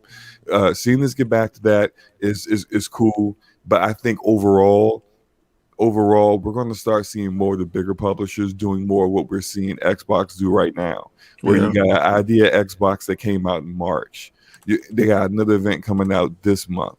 They're going to have something else coming out later on. Bethesda is going to do, I heard, doing a completely separate event from the main Xbox Game Studios event. Just because, like, you got 23 studios. What are you going to have everybody sitting here for 6 hours watching an event? I'll watch a show about Fable and all these other big bombs for a couple hours. But I see your point. Yeah. They're going to start spreading it out more. And we know that EA's not coming back. Sony's not coming back. I think, and we know how Nintendo rolls with their directs. They really they do a direct near E3, but it's not necessarily really at E3. And so I think its time as an event it's a bit dated. And even though it's coming back, and we're going to enjoy having all this news and stuff all together, because I mean, frankly, we would have known that the price of the consoles in June last year instead of September or wherever the hell we finally got it if E3 existed. But I think we're going to enjoy seeing it this year, but I think the way things were last year will probably end up becoming more the norm, just a little bit more organized, where everything is condensed bigger, better events, where we're not getting, hey, Jeff Keighley coming out and saying, we got a great show for you today, and it's just Epic Games with a demo. It's not even an actual game in an interview, and that's like, yo, don't call me, for this. I can watch that on the replay. I didn't even see this live, and so I think we'll see less of that and more concise events in the future. But E3 in the future, I don't know if it's still going to be. I don't think it's ever going to be as impactful as it once was. That's pretty much where I'm rambling at this point. No. I mean, and I agree. I mean, again, it's hard to see them come back in a big way when they've had so many missteps. I mean, obviously, the thing we could look back to is when all of the media's first, last names and phone numbers were leaked. Oh man, that was devastating. Could you imagine if you were a family guy, and you're home and your information, you're getting death threats because you gave. I know people that legit got death threats. Well, there you go, Joe. Joe, let me ask your opinion. Again, folks, just jump in, because I don't want to hold people here to a 2.5 hour show. I definitely I have to catch up on some of the super chats. There's been so many of them, and I would feel like a D-bag if I didn't, at least give these generous folks a shout out. But Joe, I'll make it quick. Yeah, I mean, Phil Spencer got out there and he let people know that it's important. But is it? That's the question. Just like in now the movie that I realize that I like, Batman vs Superman. Okay, E3 is dead. Bury it. It needs to go. It's done. It's over. There's conventions that do it the better. Gamers Night though. Yeah, there's conventions that like the thing that we all love about it. I've never been, but you guys have that connection to of like camaraderie. Y'all are coming and spooning each other, whatever the case may be. I'm not judging. It's 2021, but like, you're getting to talk to devs and all that. That's PAX, and E3 is trying to be PAX, but way more expensive. I love PAX. I've been to PAX East numerous times. PAX is real. That's a fan show. That's what that is. And honest to goodness, that's what E3 should be. The reason why we care about E3 are really that most of us is just for the announcements. All of them, like Sony not going, good. You saw that this thing was dead long before. It's not important. Phil coming out saying it's important. He's a member of that board. Of course he's going to say it. Of course he's going to be there. But the way they word it is like, yeah, we'll be there and our partners in the summer as well. Like he's going to be in Summer Game Fest. They're going to have their own thing. I'm not expecting all the biggest announcements in the world. I'm expecting some for sure, but I think it's going to be a lot more scaled down than we think it is. At least for Xbox, it'll be. So like for me, it's done. It just needs to go. I trust more in Jeff. He's a really, really good producer. I've said this for years. I think Jeff is super important to the industry. Again, I sometimes disagree with some of the things he does. I'll fight him in the streets. But I do think that he Oh, well, don't fight poor Jeff. He's got enough. He got enough problems. Soft hands. Jeff ain't got nothing Not on soft me. hands. Oh my god! I'm on a different energy. I can't. It's coffee. God bless it. You know what? Yeah. You just killed me. Thank you. I died twice on this show done. tonight. Thank you. That's it. But Big Cloud, let me get your opinion on this. Obviously, Sony's not going to be there. EA is not going to be there, but they're going to do their own thing, and they're usually very good at producing big content. Phil getting out there saying that it's important. Do you think that this might be actually the last year of E3? Unless they change it the way I've been saying before, make it more like an event, move it around, have themes, just move it outside the same venue, have it go around like WrestleMania. That's what we always called it. Yeah, we called it. I'd love to come to New York. That's what I'm saying. We always called it the not the WrestleMania. We called it the damn Super Bowl of gaming for the longest, for over the years. Yeah. But the thing about E3 though, and this is what's really killed it and all the hype for it, Sony and Microsoft pretty much showcased new hardware. They showcased all their features, all their consoles, without the need of actually being, in front of the stage. So to speak. Sony's big reveal, which got many people sold on the console, was completely digital. There was no actual people there, nothing like that. It was all digital. And the thing is, you can do this stuff. You don't need E3, but at the same time, do I want to see E3 going? That's the thing. I kind of don't, but I'm holding on to the old school feel. Like, y'all remember the excitement of just seeing developers come on the stage and showing it off. But then it's like, all the memories we've had, even going as far as like Sean Lee, when we first saw the orchestra for PlayStation, for their show. That stuff was cool. Like, all that stuff is cool. All that presentation, all the bells and whistles, seeing games, in a live audience thing, it's just special about that. Like, you always have that special feel. But I understand though, it's not the same anymore, and everything's changed. Everything's digital. If this is the last time, though, I mean, hell, it was a hell of a long run. I would say that much. But the only thing I would say V3 is making it fresh. And how do you make it fresh? You move it around.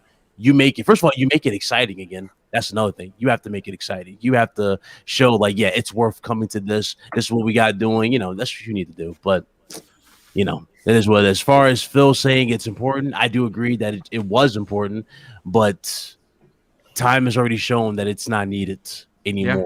No, but I agree. Cool for us. It's cool for content creators. It's cool for us because we like to go there and and get more out of get more context to games. It was cool as like a hardcore event type of thing for us. But the thing is, though, we have other events for that. We don't really need E3 for. So. I say this one thing, just because a lot of people haven't been. Yeah. E3 is Vegas, right? Yeah. And PAX is Atlantic City. All right. So just to put that in perspective, guys, because a lot of people are, unless you're there, like you won't have the same. Yeah, you won't have the same. You won't have the same energy. You're like, okay, well, I have, because you're watching the digital. There's a difference between watching the digital and experience. It's like watching wrestling, right? Watching a live wrestling event. It's totally different. You have a different thing. You really are. Like, you guys hear Batista's music go off and fireworks, and then you go there, your damn eardrums get blown out. I say next year. Like I told you, I said I feel this year is something different. We got to see what it is, what it turns into. A digital event. It's kind of weird because I don't get it. Wasn't there next year? Thing. Wasn't there a report though that supposedly this was going to be like you had to buy to watch this or something like that? Yeah, they fixed that. They nipped that in the butt. They nipped that in the butt immediately. The pay per view. No one's joining that, dude. I'm gonna say like, dude, I'm not about to do that for no E3. Nah, they would have stood in the bushes. Yeah. And then it would have killed the show for sure, no doubt about that. But let's get Crispy Bomb and then Dreadpool, and I'll read the super chats and get everyone out of here. Crispy Bomb, do you think Phil Spencer getting in front of this, telling people that that E3 is important to Xbox, that we're going to see it succeed this year? I don't know. I don't want it to die. It's on my bucket list to actually go to one. Oh yeah, So, I tell everyone you got to get to at least one. It's what an experience, dude. yeah, and so like at this point, I hope it's successful in whatever way it's going to be. Right now, we don't really know enough about it, but at the least, you do have Nintendo, Microsoft there. It would be a lot better looking if Sony and EA were there, but we still have some big names and big games that we know could be announced. So I'm looking forward to it. Looking forward to seeing what they do. I do want to say I do have to go, guys. All right, go take care of business, brother. Yeah, and everybody have a good day, and shout out to the Love you, chat. man. Later, All right, guys. take care, All brother. right, brother. Take care. right, And brother. Dreadpool, let's get your final opinion. Get everyone out of here. What are your thoughts on E3? Does it get a revival with Phil Spencer? Publicly telling people that Xbox is going to support it, or is it going to be just another show that dies by the wayside? Okay, first, real fast, Game Pass, Battlefield, gonna be good. You missed me on that segment. Oh man, sorry about that. That's dude. okay. That's all right. So, but yeah, it's all good. Everybody already said their same thing that I was gonna say, pretty much. So, but yeah, I'm still thinking this is still going to be the same thing I've said before. This is two shows because it's going to be Xbox and Zen. Since E3 is over with, they start working and prepping for the next E3. All right, so I'm sure they were looking at going back to normal. They're looking at trying to figure out, okay, we're going to have to definitely plan out for digital, just like we did this year. So I'm sure they're going to do something like that again, where we were able to play the demos. We're going to be able to get it, get some of that stuff. But I think next year will be the first attempt, at least depending on how the world is, to be able to go back to the new normal, I guess, with physical, but yet still have that digital appeal. So that way, those can go there for the experience, and those who can't can still have a better experience than we used to. I mean, remember, because back then we used to have to watch G4. We used to have to watch IGN and watch what they showed us, and then have to sit there and back and forth. Who's got this? Who's got that? Oh, did you see this? You know what I mean? Now it's going to be a little bit more. I'm looking at it a little bit more centralized, a little bit better organized, because they've already done what they've done.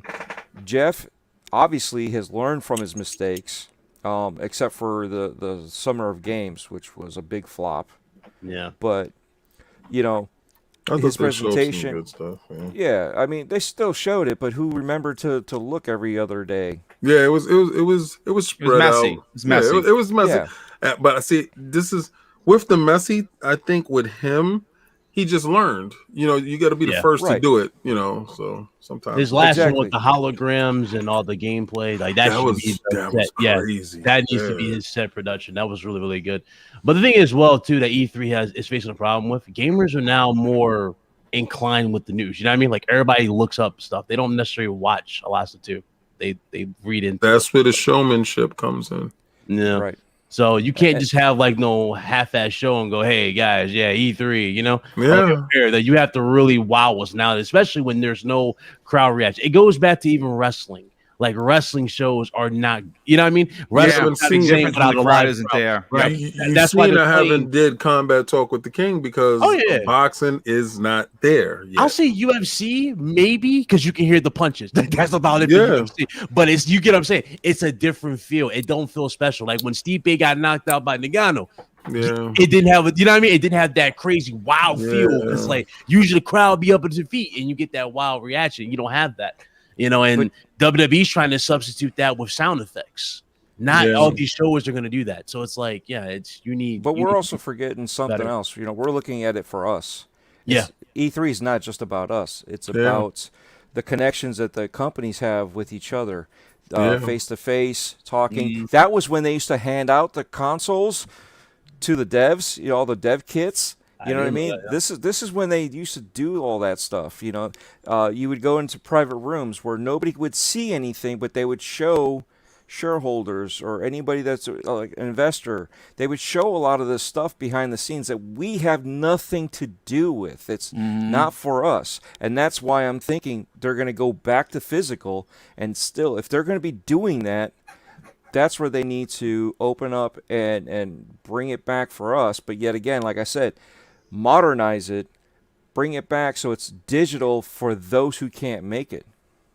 Yeah. So there's a lot more that we keep on forgetting that's going on with these places behind the scenes that we don't see. So it's not just hey, this is for the fans, right? That's what FanFest is. This is different.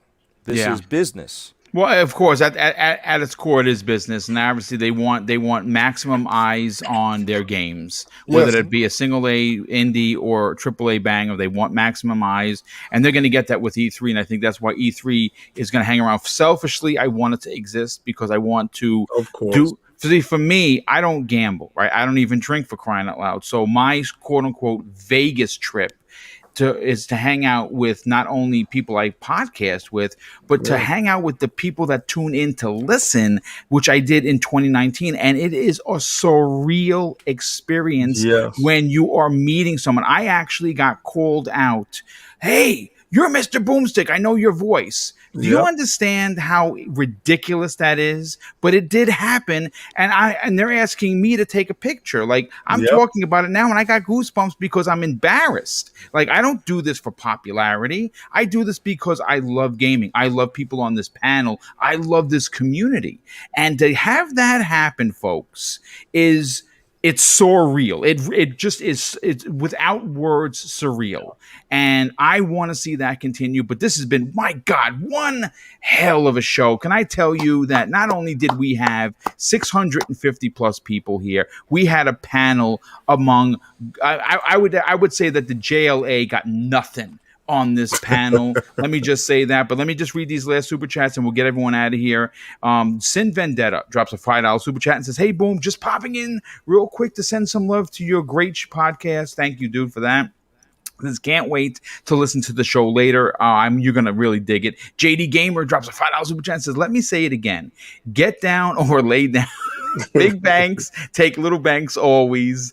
It's how Sony got Sega out of there, and it's how Microsoft will put the foot on PlayStation.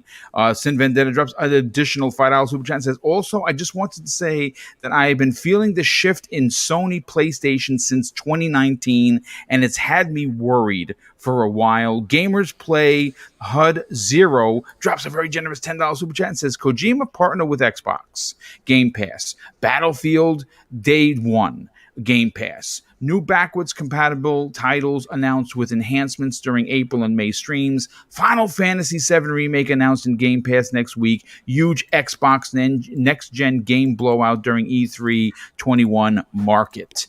We also had JD Gamer drops on another super chat. He says, Sarabon, come on, the Xbox podcast. We would love to hear from you, and you deserve to take a victory lap. Start with Boom, end with ILP. I like the way you're talking. Cedric H drops a generous $10 super chat and says, Game Pass coming like Frank White. If there's a nickel bag sold in the park, I want it. Yo, I don't even have to see it to know that line. Oh my God. I've said it all my life. No, JD Gamer drops a $5 super chat and says, quick point, Microsoft does want us buying Xboxes as evidenced by Outriders and Major League Baseball going to console only. Game Pass, it's a direct attack on PlayStation console sales. I agree with that. We have Ramos Diaz, all the way from Mexico. He says Latin America was all in on PlayStation, but now it would be crazy for any gamer to try and defend paying full price for a game, but that's $70 versus Game Pass. Greetings from Mexico. Well, greetings from New York, brother. Thank you for listening.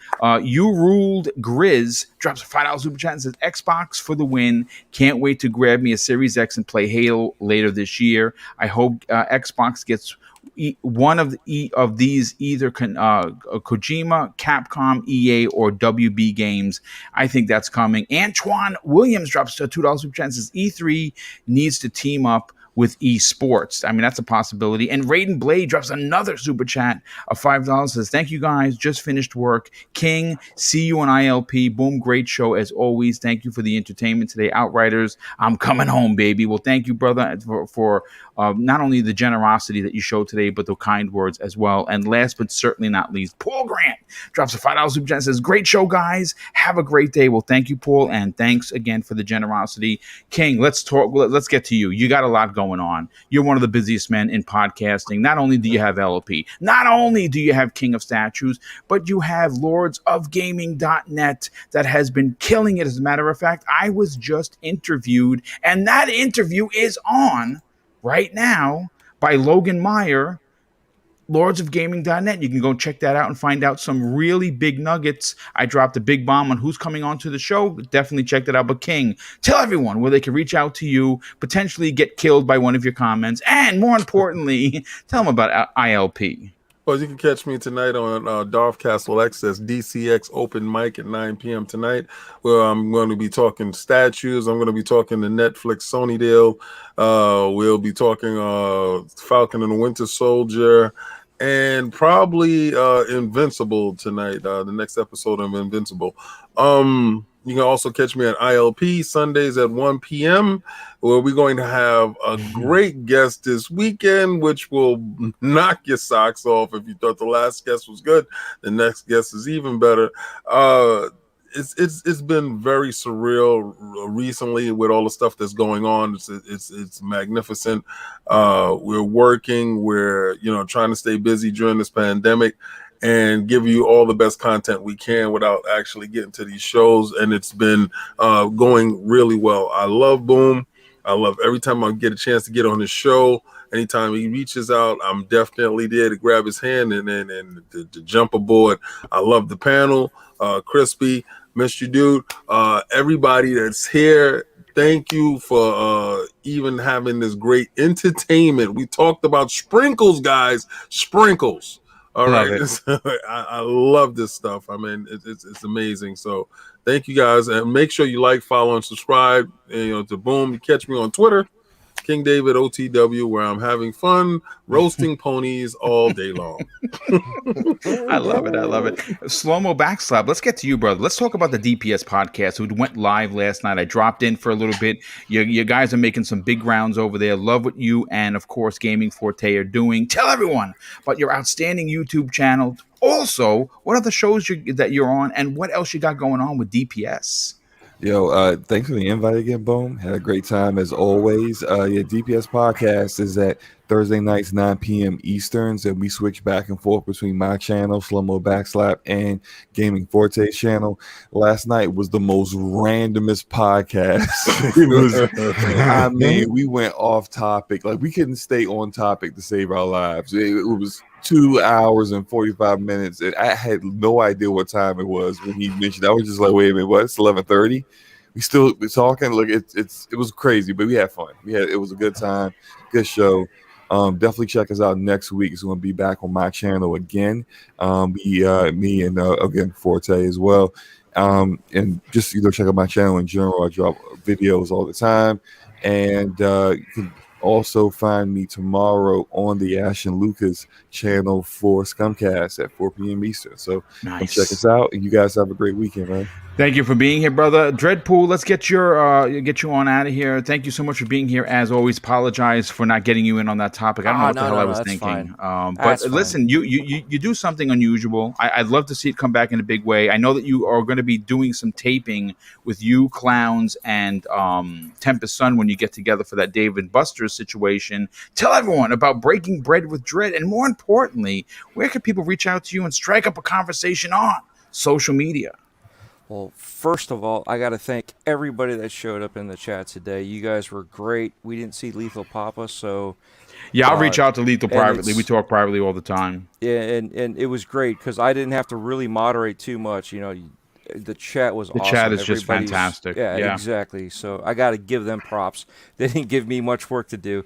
But also, I'm not really against sprinkles. I like them on my cupcakes, but I don't like them on my ice cream. Okay, it's just that you want soft ice cream, and you. Dread, we got to talk, Dread. We got to talk, Dread. So Anyway, I don't like sprinkles on hard ice cream. It's got to be soft serve, otherwise it's no dice for Boom. That's it. even with the soft serve. The old school trucks, man. Yes, That's- Mr. that's all. Softy. There you go, bro. Yeah. Back in the days, he got collared. Was selling crack cones. It was $5 crack cones back in the days. FYI, here in Co-op City. Oh my goodness! What is That's going that, yeah, and when he got collared, he had a shotgun back there too, so he got charged with weapons charges. I remember that as a kid because I was going from Little League to go get my regular cone, not a crack cone, and he got collared. Didn't they make like an inside joke about that on GTA Vice City? Did, yes, they they made an did. inside joke about that. It was like, yeah, you guys can still crack the kids. $5 crack cone. So This is it. This is it. So I have officially breaking bread with dread will not deal with crack cones. Okay. this is out of control. Oh man, Don't so buy random. crack cones. That is so random. I'm dead. This is out of control. This is how you know Boom has gone off the rails. This is when you know we went past the time.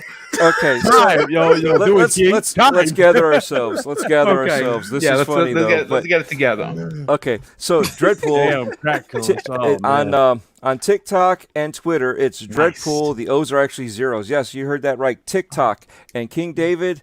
I think I TikToked to you. I don't know if I did it right. I have no idea. I'm still trying to figure this out. Right? I'm like, I had no response from any Iron Lords, from anything, because I got Zelda because of you. Oh, I bought Zelda. Nice. I played it for an hour, and then I made sure I copied some of the screen and this and that and put it out there, and not one thing from you. okay. I'm gonna assume you didn't see it I because didn't I see probably it. tagged the wrong person. There's like 2 or 3 Iron Lords, and they're like different numbers. I'm like, well, which one is this? I saw the one with the statue, so I said, this has got to be King. All right, But so either way, I'll look at it. yeah, Okay. either way, right? I mean, it's like you're trying, old man trying to figure out tech, and I'm like, Don't worry, that I'm the guy. same way.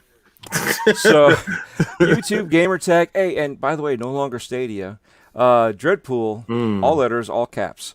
Breaking Bread with Dread, no crack cones on Anchor.fm. Oh man, y'all messing. Jimmy crack cones, and I don't Dreadpool. care. Oh, Jimmy no, crack cones, stop. and I don't care.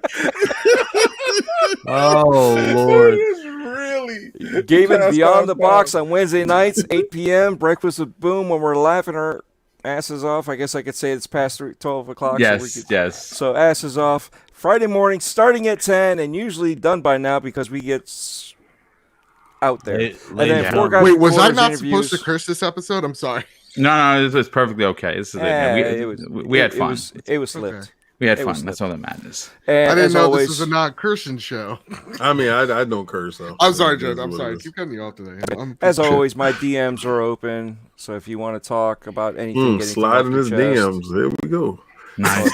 No No crack sliding. cone to No sliding sliding. into DMs. I'm gonna start calling King No David. crack Soul cone every sliding. No. no crack cone slide. Listen, thanks so much. Thanks for everything that you do. Obviously, helping out with the super chats. It gets very. I have 3 screens open and I miss a lot because I'm trying to run the show, and your help is fantastic. So thank you so much for that, as always, Dreadpool. BitCloud Gaming, you got a big show coming up this afternoon. Oh, you already I know that there's going to be some big topics, big conversation. Tell everyone but where they could tune in today at 5 p.m. Eastern Standard Time, but more importantly, where they can help you march to 10,000 subs on YouTube. Ladies and gentlemen, RGT Podcast 5:30 later today. Yeah, we got a lot to talk about. A lot of things we gotta say. Shout out to everybody on the panel. David, Dreadpool, Slow-Mo, Mr. Badbit. Y'all already know. It's all love at the end of the day. It's family here. Glad having conversations with you guys. It's never a dull moment. I mean, we're talking about PlayStation. Now we're talking about GTA and crack cones. So it's definitely a good hour spent. But thank you guys for watching. Make sure you guys hit that subscribe button for Boom. And you guys find me at Big Cloud Gaming, YouTube, Twitch, Twitter.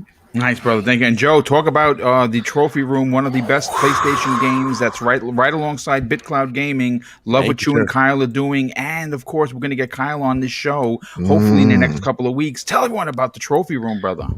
Well, first and foremost, this week episode is already the most downloaded episode in a span of a few hours, which is wow. Good for you, dude. nuts. I love hearing. I love hearing the success, dude. That's you deserve it. Thank you so much. And it is the most serious one. And what I love is, for the first time ever, YouTube comments weren't toxic. Like people like East Texas,